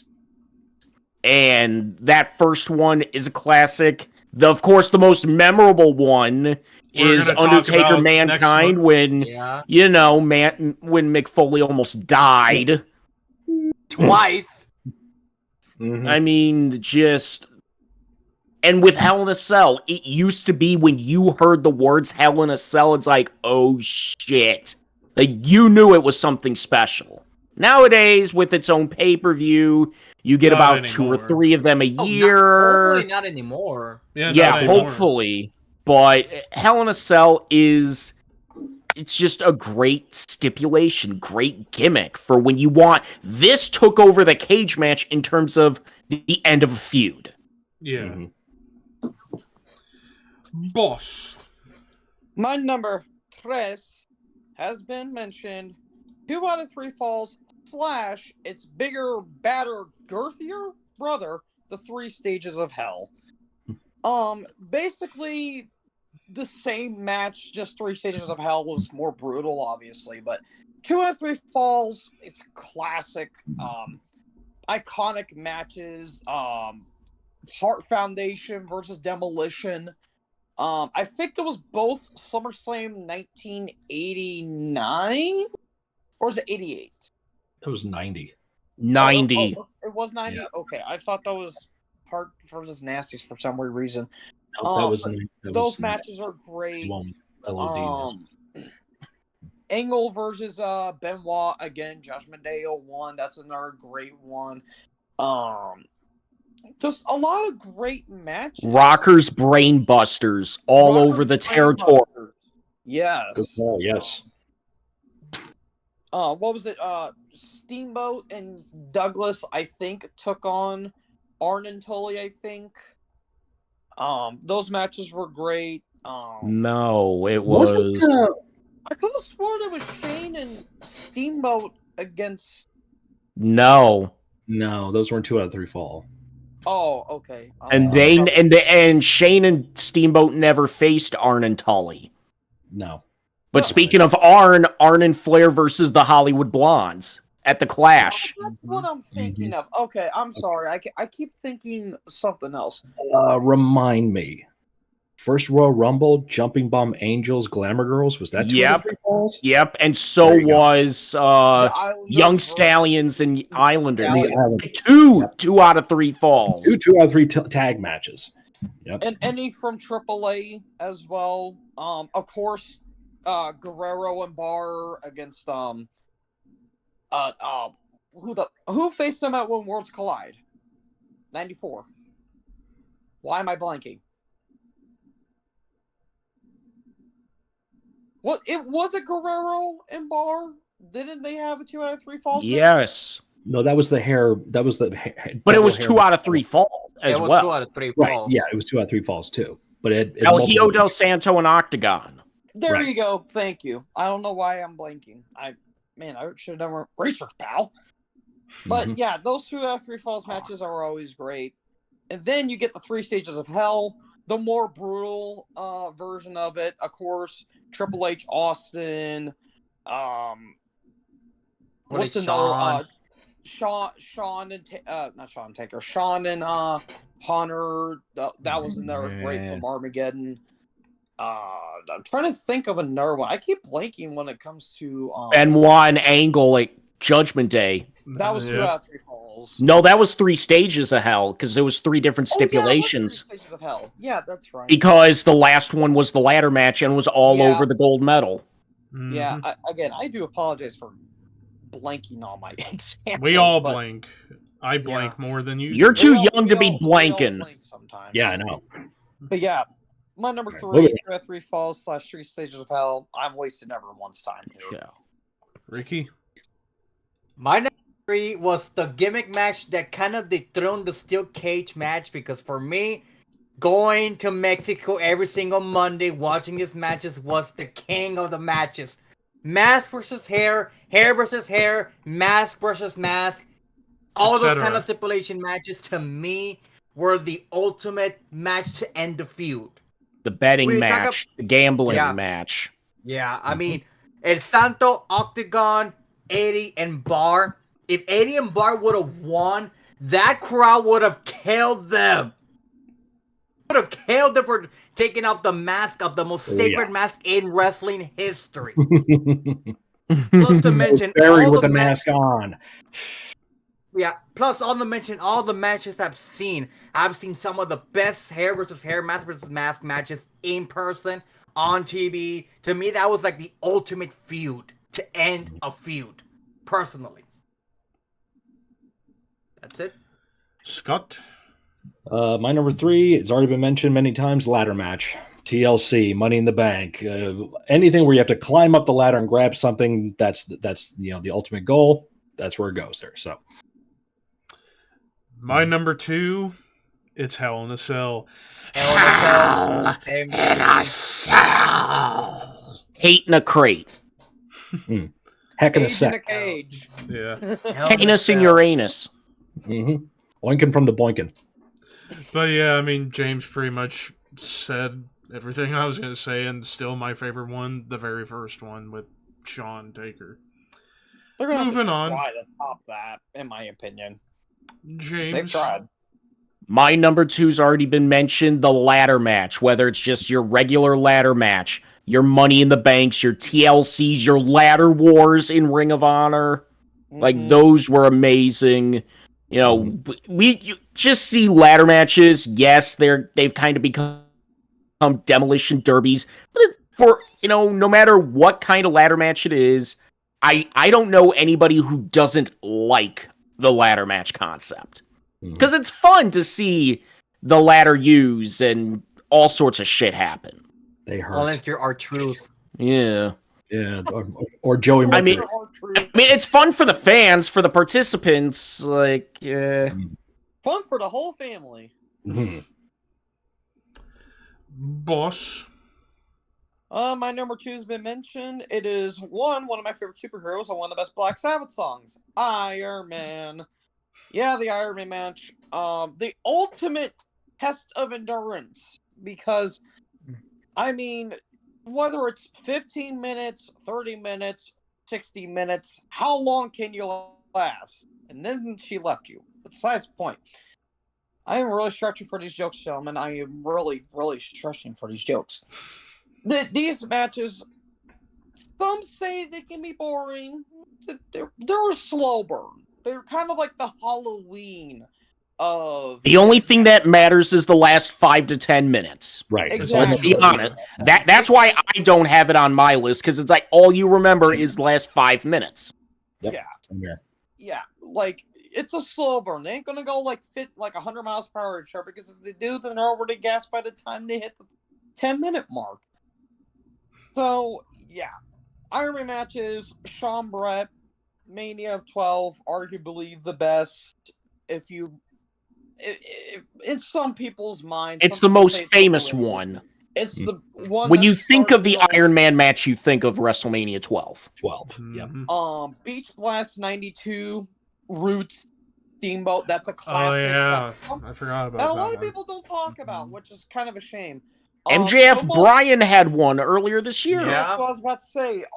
I You- would say arguably the best, because Nobody that talks- match is fucking amazing.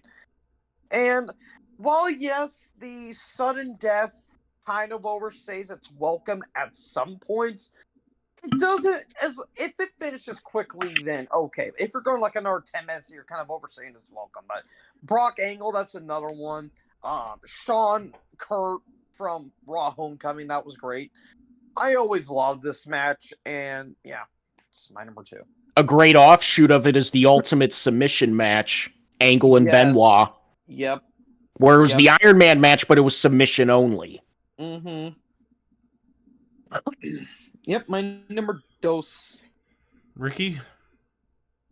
2 is Hell in a Cell. For the longest time, this was a very gimmick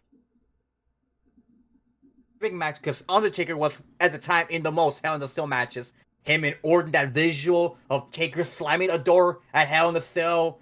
Throwing, of course, Mick Foley off Hell in a Cell. The first Hell in a Cell.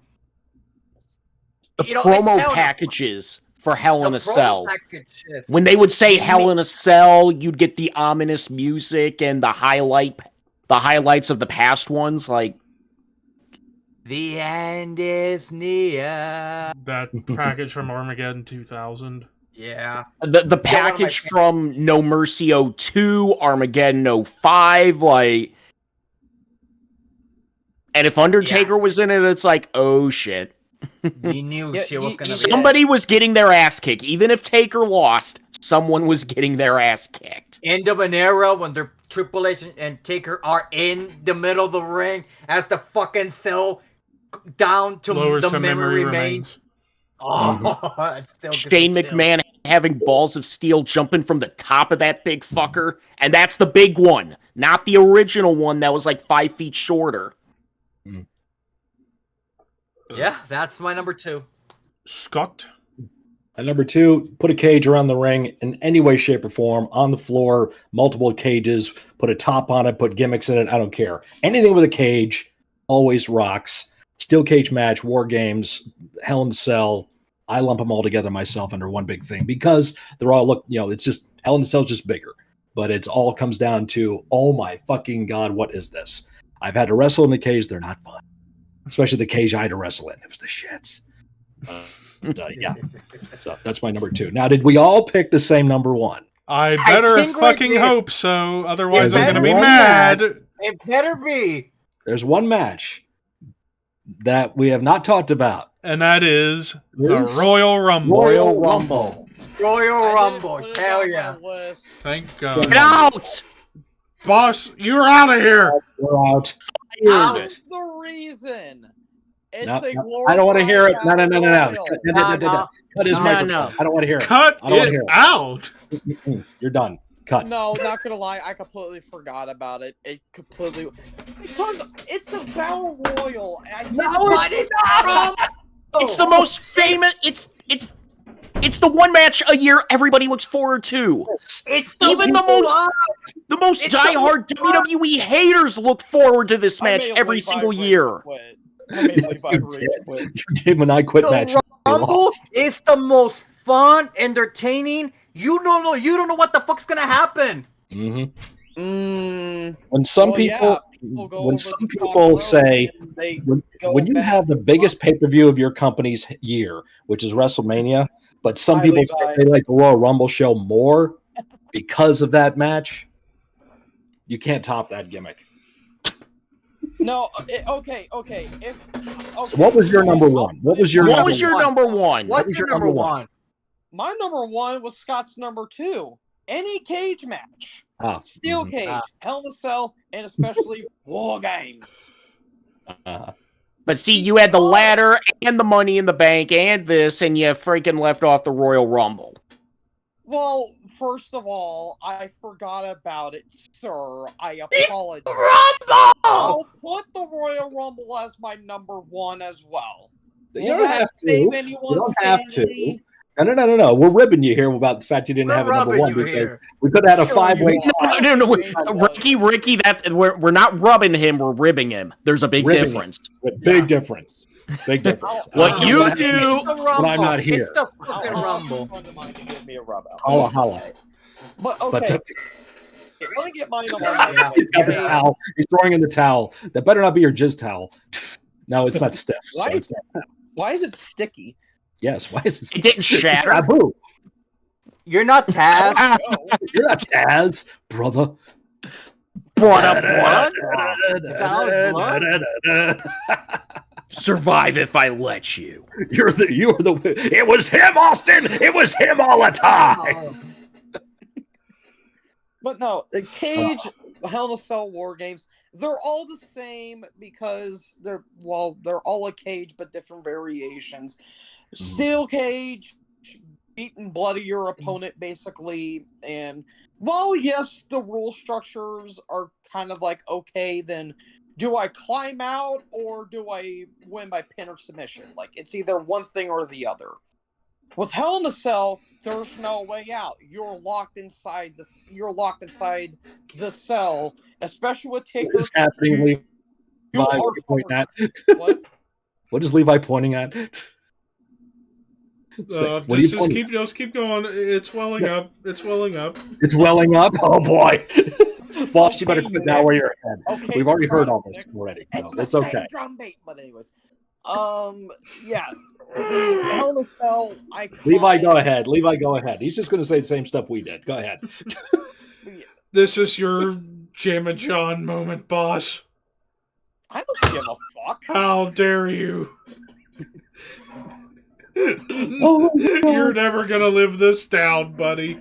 I don't care. I still think it's the best stipulation of all time. Not saying I that know. I'm not disagreeing with you on that. It's just how do you not have the Royal Rumble? It's one thing to have the cage number one, but to completely forget about the most notable gimmick match all year of any calendar the most year. anticipated Well, match James, to be every fair, year. I've been missing out on a lot of shit because again, ranking this was pretty difficult, folks. Ranking shit ain't really that easy. It's like forgetting court dates, for Christ's sake. I don't know. I've never been But- to courts. Me Okay, neither. but War And I don't Games. plan to either. Me neither. Me neither. Wait, microphone's still on? Are we still on? Okay. Well, that out Trust me, loud. as a Thank you. person who's done rankings for the past 6 years, Levi and I, we kind of got accustomed to it, but they're still fucking hard, and we always forget How one did or you two all things. think when I did my Sabbath and Motorhead ranking, for fuck's sake? I about pulled my hair out doing both of those. But War Games, the ultimate team survival match, Sing Squadron versus Dangerous Alliance, that's a classic. Team WCW versus Team NWO from Fall Brawl 98. Okay, we got the point. We got the point. Okay, yeah. We Even got the the- knockoff variations like Steel Warfare. All right, we got the point. Now learn to take verbal cues, my friend. This is gonna be an educational moment for you, boss. Take the verbal cues, okay? We're done now. We're gonna move on. Yeah. This Levi? was made.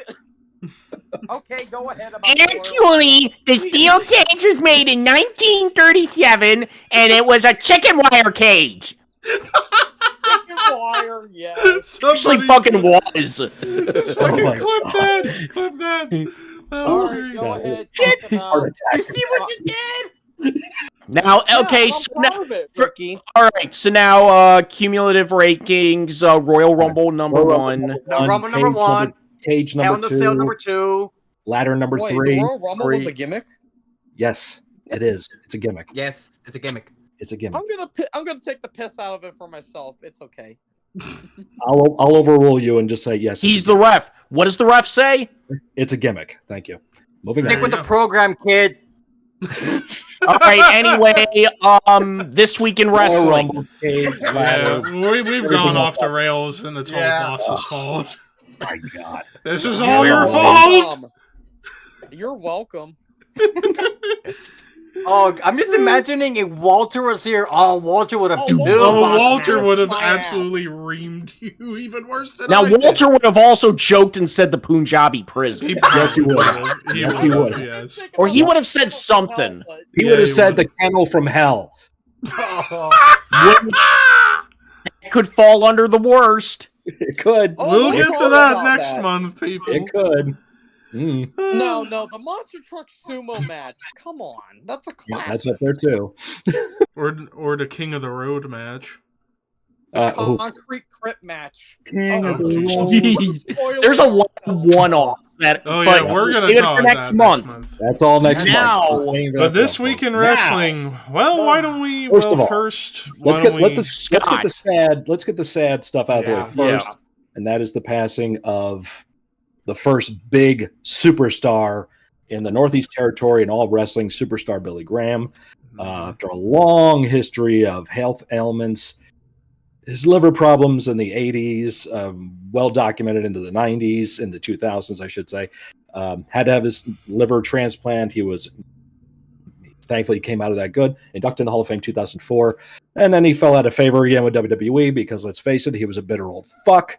It was in and out there for the longest time. It's like one day him and Vince were the best of friends, and then the next day Vince was ruined the business and everything. And that's the toll that all the medications and stuff he was taking throughout his years took on his head. But besides that, he was the blueprint for what would become the superstar today. Hulk Hogan, Jesse Ventura, Randy Savage, Scott Steiner. List goes on and on and on of guys that Triple emulated H. him. Triple H, yes. You have from the old school wrestling body type to the bodybuilder who became the superstar and the sports entertainer or whatever. But he was arguably one of the best talkers of all time. He got that all from Muhammad Ali and brought that aspect, and Muhammad Ali got it all from Gorgeous George. So you see how the evolution of that continues on. And what were we joking about? I think on Twitch, because it was Boss actually who told me about it when I was on Twitch. That Billy Graham died. I was like, I thought the preacher died years ago. Oh, superstar. Okay, but yeah. So big loss to the business. He's in the Hall And of for the- Fame. He belongs for there. the longest time was the longest reigning heel world champion in company history. Yep. In a territory that was primarily babyface. Had to be Bruno in Maryland. Couldn't do it in New York City. Yeah. And and long-term storytelling. He beats Bruno with both feet on the ropes. He loses the title to Backlund with his own foot on the rope. The referee doesn't see it. Long-term storytelling. Continuity, folks. And if Vince Jr. was in charge, he'd have turned superstar babyface and kept the belt on him. He would have. Because that is one of those great what ifs. Mhm. If they would have turned Billy Graham babyface, if they would have kept the belt on him, Hogan never what kind comes. of business? Yeah. I Hogan feel never like they comes. should've. Who knows what could have happened there? So. Mm-hmm. They probably would have brought Hogan in to feud with Billy Graham as a heel. Hmm. You know, Yeah.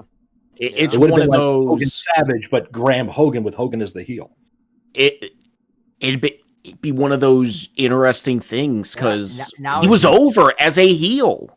Now it's crazy to think now that Dusty and Graham are passed away from that match in Madison Square Garden. Yep, the 3 matches they had sold out 19 out of 20 main events in Madison Square Garden, and, Which was wasn't that a record no, because or close to it? Bruno had way more main events. Yeah, I Bruno think sold like Bruno- what, 60? ridiculous amount. 50 something close around there. I mean, it was definitely up there. It's not many people can say that, And he's one of those people that will always have that. And that triple, the trifecta matches he had with Dusty, matches with Backlund, matches with, all these different people. But the patter and the talking and the attitude and the charisma, just everything that he had just brought forth. And also the flamboyance of his wardrobes. Yep, the color, the brightness of the color, and just the freaking guns on the guy and his shoulders. Many people forget the first SummerSlam, it was Superstar and Gorilla on commentary. And he wasn't a bad commentator. No, he did fine. That's what he was trying to make the comeback. He had the hip surgery. First time you ever saw surgery on WWE programming, they showed his hip surgery, which was very weird. He nearly teamed with Hogan at the first Survivor Series. Yep. Which wouldn't that... Holy shit, that would have been one of those surreal things. Yep. There was a moment at the Slammy Awards where Hogan gives Graham the Hulkamaniac Award or whatever it is, and they're both on stage doing the poses together, and Graham's body isn't what it used to be, and he's still got a full tux on, but still, they're there in that together, and Hogan acknowledges what an influence Graham was. Jesse Ventura acknowledged it because he was inducted in the same class as Graham in 2004. Without Graham, there's no Ventura, and without Graham, there's already... We say this with a lot of people, but it is definitely very prevalent. Without superstar Billy Graham, we probably don't have the business we have today. Mm-hmm. He came around 20 years too soon. Yeah. Just as his DVD said. Mm-hmm. Mm-hmm. Yep. So big loss to the wrestling world. Sooner rather than later, I guess. Yeah. But and like we said, a lot of health problems, and in the end, it's better off. There's no pain anymore. There's no suffering anymore. So he was on life support. Mm-hmm. And when you heard that, it was like, how long? Yeah, it's done. Mm-hmm. That's what we thought about Flair, but thank God Flair pulled through. Which is crazy. We were all thinking Scott Hall was going to go through the same thing too, but well, unfortunately, no. Mm-hmm. Which, speaking of which, I want to do a quick segue. Kevin Nash came out on his podcast that lately he is suffering from stenosis. I think that's what it's called. Stenosis, which is like he's got like weird stuff going on with his neck. And to hear all this stuff about Nash, it really hurts me because Kevin's been through so much shit. Like in the past few years, he lost Scott. He lost his son. I think he got like leg surgery, so I think he's able to kind of function with his legs now. But you can't help but feel bad for Nash. And I've always been a Nash guy, even though that, there's sometimes his booking decisions are like peaks and valleys. It's peaks and valleys. But we shouldn't be kicking a man down when he's already down. So my thoughts and prayers are with Nash. Big Sexy, live forever. And speaking of Kevin, yesterday was the anniversary of the curtain call. Wow. Yes, it was. Crazy is that. Well, with all the sad stuff out of the way, why don't we get into a little AEW bullshit? Oh, dear Lord. Look in my eyes. What do you see? El curso de personalidad. Como Mussolini y Kennedy. Can we all be fair for a hot minute? Who gives a flying fuck what Ace Steel thinks? Yeah. As Eric Bischoff said, who the fuck is Ace Steel? Knock knock. Who's there? Ace. Ace who? Exactly. Ace Ventura, Pet Detective. Love that movie. The fake Donald Trump. Yep. Okay, cool. You were notable in Ring of Honor. You know who else was notable in Ring of Honor? BJ Whitmer. He's more notable than Ace Steel. I believe that. So, first the story was that AEW was creating a new brand called Collision, which was on Saturdays at 8 p.m. That logo, though, where have I seen it before? Well, yeah, the logo is another thing we can get to, but Saturday nights at 8 o'clock. What else happens on Saturdays at 8 o'clock these days? Pay-per-views. Oh, yeah. Interesting. So there's that decision. Then there's the logo. Man, Where? that looks familiar. I've seen that before. They did it 20 times, and that was the best one they did. Then we hear as well, this is supposed to be the show for CM Punk, and all the people who are more pro CM Punk are going to be a part of Collision, and it's going to be a soft brand split. And now it's Then a hard became brand a split. hard brand split. Except for the champions. Except for the champions. They can float anywhere they want. But then, here's the poster that comes out. And No, CM Punk. Where's Phil? Punk ain't there. And Are then they? the announcement comes out that CM Punk will not be associated with AEW Collision, according to WBD. It's like, not that the fact he's not involved with AEW, just AEW Collision. The first show is where? Chicago? Right now it's TBD. Yeah, now it's TBD. Yeah, it was supposed to be Wow. Chicago. And what was it called? The Second Coming. Wouldn't you think that they were planning for Punk to be a part of this show? Then all of a sudden, at the 11th hour, when the announcement comes out, no Punk on the poster, then they make the announcement Punk will not be involved with it. There's Andrade Idolo at home looking at his phone like, oh, hey, I'm on Saturday nights now. I guess I'm back. I guess I'm back. He had no clue. Leva Bates sitting at home looking on Twitter. Leva Bates has been released. She never was told. I forgot she was under contract still. I thought her contract expired like months ago. Uh-huh. A lot of people did. And probably herself too. And then she looks on Twitter and says, Leva Bates is released. She wasn't even fucking told. Man, it's So- like Tony Khan can't make deal negotiations. Mhm. Now, It's like the inmates are running the asylum. Oh, where have we heard this shit before? James. and now this whole Ace Steel thing where he was brought back and he's not brought back, and that's going to be the determining factor if Phil comes back, and At least with WWE's drama, at least it's controlled chaos. AEW, the inmates are running the asylum. Kind of a theme going with that, with the fucking program. point blank, it's time Tony puts on his big boy pants and say, this is what's going to happen. Ace Steel is not going to come back, Phil. So you're either going to work or I'm publicly going to fire you on the first Collision. Yep. Well, first, Tony probably needs to get sober first. Well, no, Tony just needs to put his fucking big boy britches on. Mhm. Be a man, be a boss. Guess what? In the wrestling business, sometimes you have to be a prick. Guess what? It's the business. It's not wrestling friends. You can either make friends or you can make money. And there's a lot of fucking money on the line here. That's what Vince has done ever since he took control of WWE from his father. He had to be a prick to his father. Yeah, every promoter ever, even in the territory days, were pricks. Yeah. If you're a millionaire, you're evil. If you're a billionaire, you're the fucking Antichrist. Like, what the fuck? Well, that's true. So guess what? We're not talking about that. We're talking about Yeah. promoters. Tony needs to become a prick. Yeah. Mhm. Tony needs to be a boss, like you just said. He needs to fucking suck it up. Ace, sorry, you're not involved with this anymore. Phil, are you in or out? And end the story. Well, no. Are you in or out?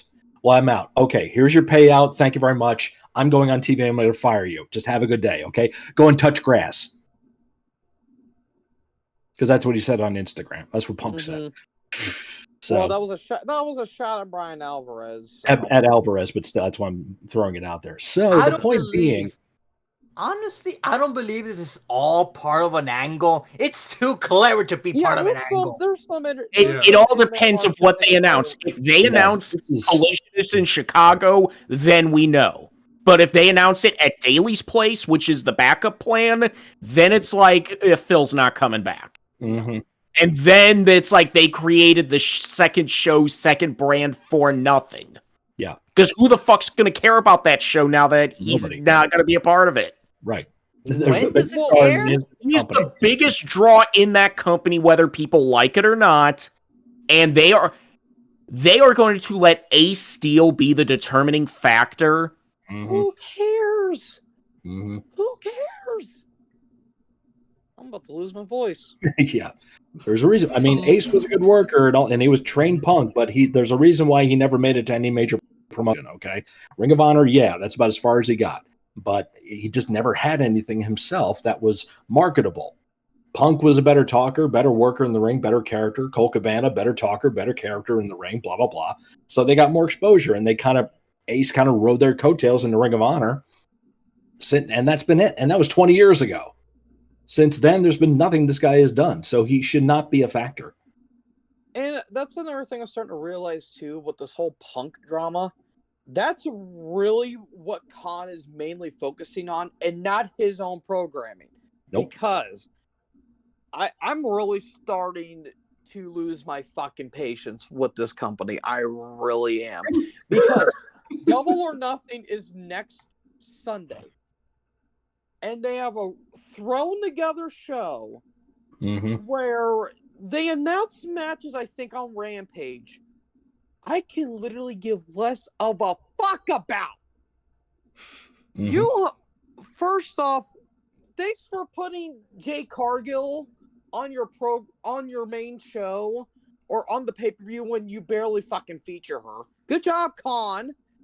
Well, she's busy doing other stuff right now, so... Okay, well, that I can understand to a certain extent, but at least feature her. Do video packages. Do something with her. I honestly forgot she's on the show. And also the fact, and I bet your boss would get to this too, and we all would.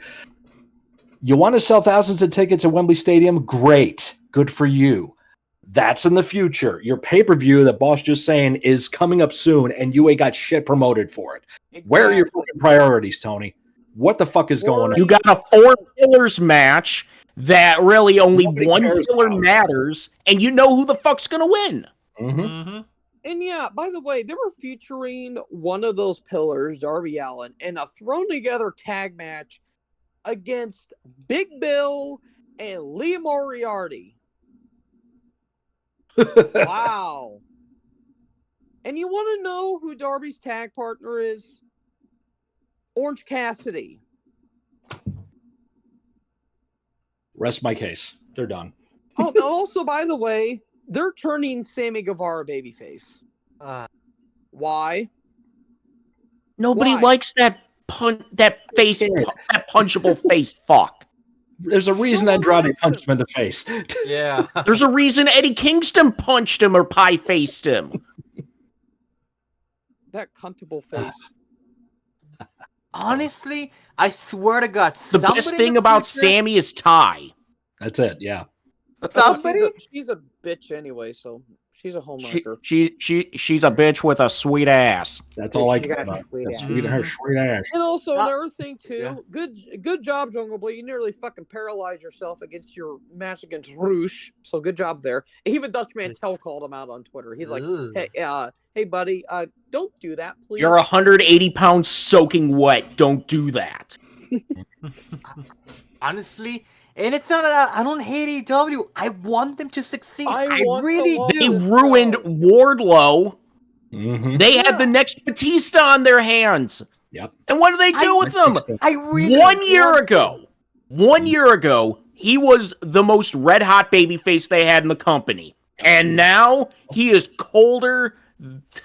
He's colder than ice. And a cadaver. Honestly, if MJF or somehow, some way does leave in 2024, that company's gonna go down under. Because who the fuck are they gonna WWE's, it's whoever offers the most money. And right now, Tony can offer more money and more freedom. Yeah. Because that's another factor too. He has somebody was saying this in an interview recently. I don't remember who, but they said MJF has a lot of freedom. Freddie Prinze Jr. I think it was with Chris Van Fleet. Great interview, by the way. Sure check that out. But I think at the end of the day, it's going to come down to money. And whatever WWE throws at him, Tony's going to be able to match it. No matter what. Tony's like fucking Eric Bischoff. He's got all the money in the world to throw at him. He can do that. And MJF gets way more freedom in AEW than he probably would in WWE. So based on those two factors, chances are MJF is not stupid. At his age, he could stay there for a little bit longer and get whatever he needs to go. Does he need to go to WWE? That's all on him. If that's an ultimate goal, that may be the deciding factor. But it's really MJF's decision. And He's got all the also, clock. like, people I see saying, like, oh, if MJF went to WWE, he'd be super watered down. To an extent, maybe, but I mean, look at Kevin Steen, Kevin Owens. Yeah, he curse up a storm in ROH and in the Indies. Yep. But even in WWE, he's still one of the best talkers they have. He's still cutting damn good promos. So if MJF went to WWE, yeah, he may not be able to go super wild with the cursing. Maybe every once in a while you could get away with it. But he'll still cut better promos than like 40% of the roster, even with about 95% of the roster. Oh, yeah. You don't Because there's not a lot of good talkers. You don't always have to rely on profanity in order to either get a lot of cheers or get a lot of boos. Look at Ric Flair. Mhm. He got massive. He didn't even curse. Mm-hmm. And okay, let me address this tag title situation between Jarrett Lethal and FTR. I hope Jarrett and Lethal get the belts. Fuck it. I don't care. At this point, the tag division doesn't mean shit. Give the belt to Jeff Jarrett. Who cares? Is my thing. I watched that on Austin, in Texas. I would, Austin, Texas, a world class. Not personally, but yeah, I've heard of the it. Von Erichs, the Freebirds, they resorted to this shit where they had the audacity to put the human gold digger herself, Karen Jarrett, in 2023. MILF. They couldn't use Jamie Hayter, Sky Blue. Hell, even Morena Shafir would be better. Karen gets heat. Karen gets heat. She's a bitch. What's her job supposed to be? She's a cunt. I get Boss's point, but with Karen Jarrett, it's not heel heat. It's straight up go the fuck away. Hey, guess what? Heat's heat. Not that kind of heat. That's the worst heat to get. You look to a lot of people in the business, they'll say heat is heat no matter what it is. They will also say that there's two kinds of heat: the heat that draws and the heat that doesn't draw. And she Karen has the heat does that not doesn't draw. No. So get her the fuck out. He actively please. kills every segment she's in. I agree. Yeah, so. Oh my fucking Guerrero God in heaven almighty. I would rather be on Karen Jarrett the album that... I don't want to fucking see her heat. That's exactly. different. Yep. There's your difference. It's like X-Pac So, in some ways. So regardless of that, we have another big show coming up next week.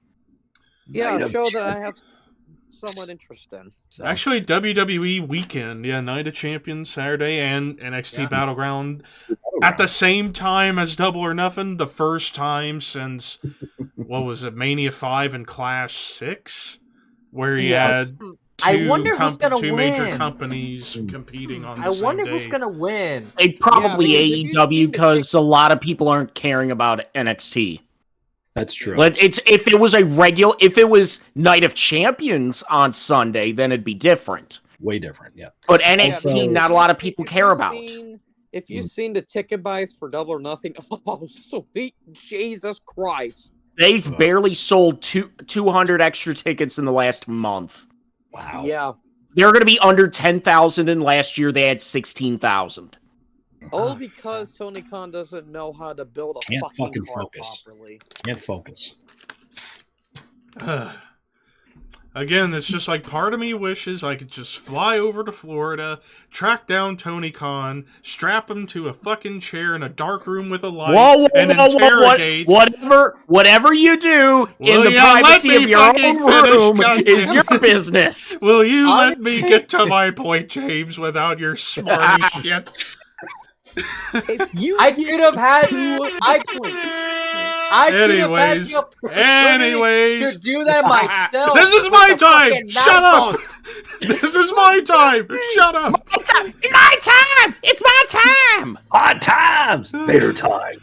But no, Part of me wants to track down Tony Khan, tie him up to a chair in a dark room of the light, and interrogate him and tell him how to Call run me his Daddy, fucking Tony. show. Hell, I'll make him my bitch. I don't give a shit. Call me hot stuff. Not that kind of shit. Oh, Wait, hold on. Levi, I think we're Feed him to the fishes. Wow. Who just moaned? That made me feel weird. The fuck did you just he's say? sleeping with the Like fishes. climbing the rope in gym class. Nah, Levi, Jungle Gym. your idea sounds a bit weak. I'll get the fucking narcos to do that. They'll do fucking worse. Get the chancla out. The chocolate. Oh yeah. Where's The the fucking? chocolate? I love Where's the chocolate. fucking chancla? Chocolate! Chocolate! Chocolate! Finally! I have been trying. Ricky, there's people watching. Ugh. Make your hose off camera.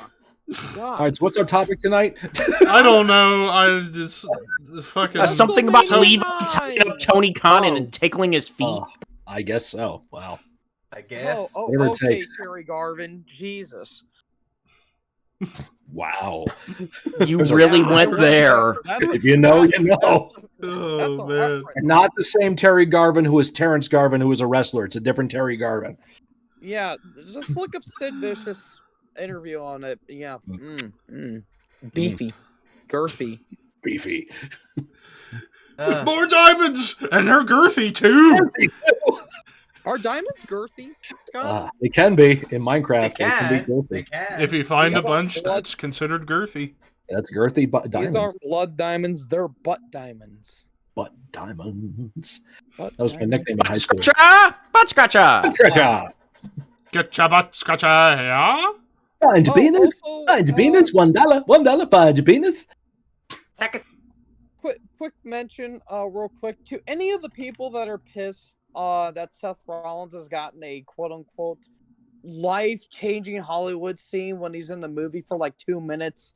And there's people out there on the internet saying, well, if Styles wins the world title, that means he has to win a Raw championship. He's SmackDown. He'll just go to Raw for the love of God.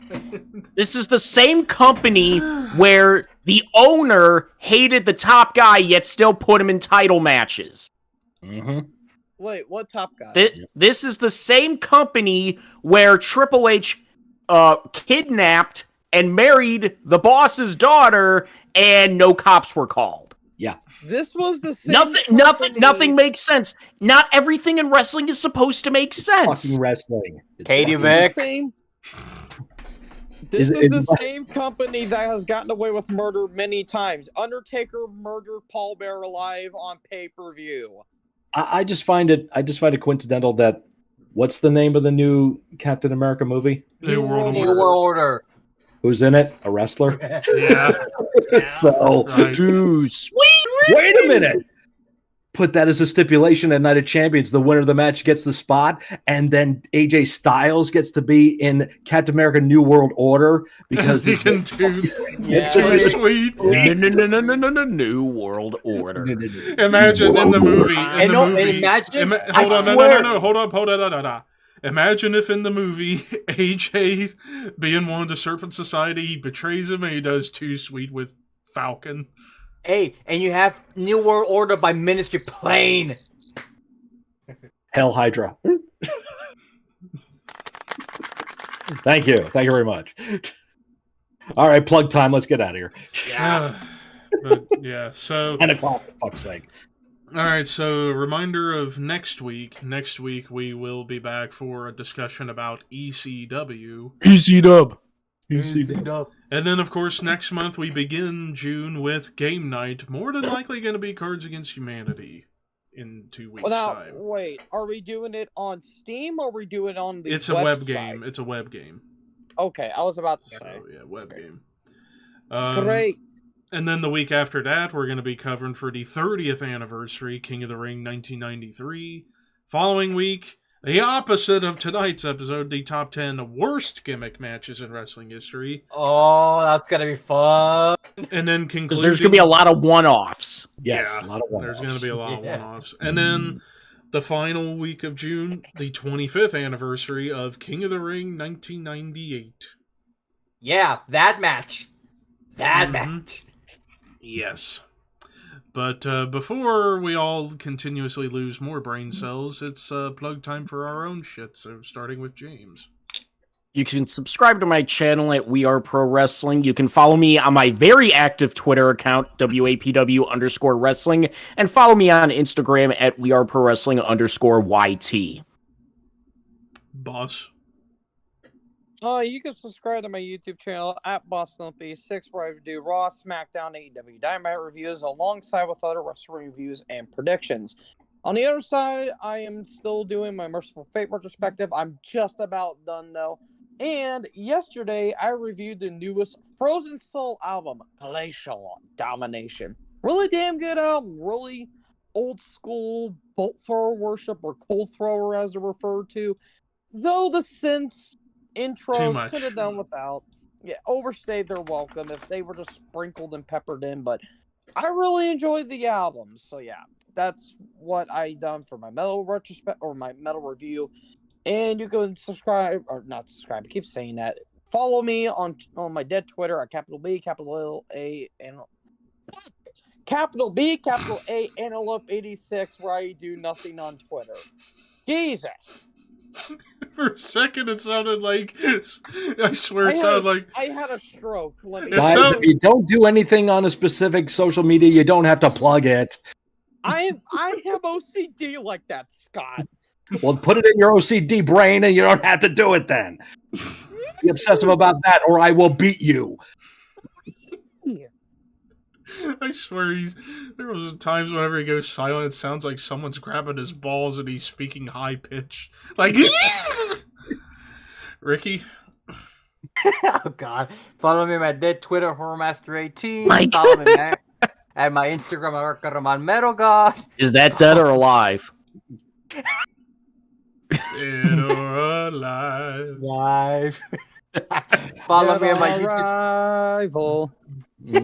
Follow me on my YouTube channel, Horror Master. No episode this week. I kind of want to take a break for the controversial album series, which that series has been going really, really good on my part. And you can catch me on Levi's channel doing both Shadow Kvlt and Horseman Podcast. Scott? Scott? Yes. You can find me on my geocities.com, which I haven't used in about 25 years, but you can still try to find it. You can find it on my MySpace page. My MySpace is really cool, even though I haven't touched that in about 15 years. But go ahead and try to find that too. Hit me up on Tinder. I got a fucking muffin handy. This is what I fucking got to deal with. Thank you. I work with fucking children. Right. I'm with you, Scott. Chat with him on CompuServe CompuServe. Yep. Click on the with that little Windows bananas on your 3.1 computer. dial-up. When you can find the any key, press it. You can hit Scott up on Microsoft. Yes, Microsoft, America Online. You can find me on America I was Online. just about to say it. God, Keyword Apple software. WWF. You can find it yourself on your local Apple Mac. It doesn't even fucking exist. My Commodore 64 IP address is AB12. Hit All me right. up on my landline. It's My landline is Oh god. with my rotisserie phone. Carrier pigeon. As your local Smoke IBM signals. Smoke signals. computer with just one freaking keyboard.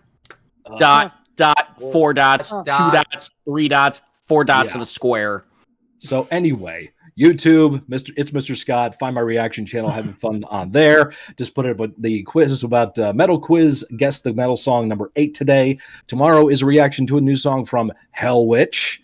connection we all know about Hell Witch, of course. So you'll be getting the reaction to that one.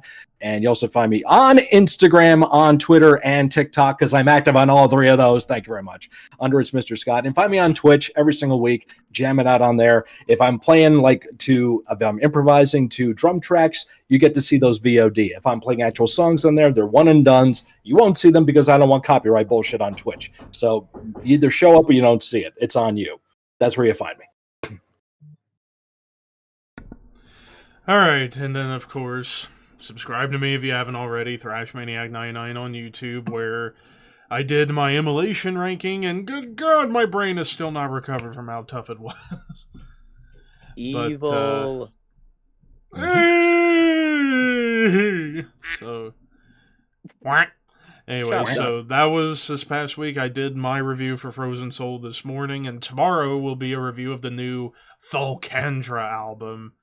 Basically, if you like Stefan Kummer from Obscura, you're gonna like Thulkandra. Basically, dissection worship.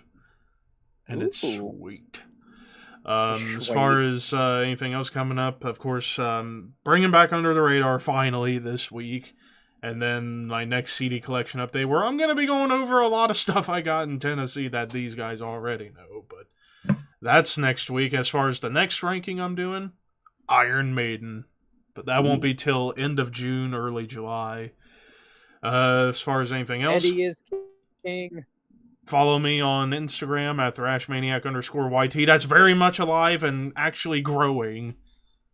And finally, follow and or subscribe to my Twitch, ThrashManiac99, where, I don't know, maybe if you hit that subscribe button, you might get a special surprise.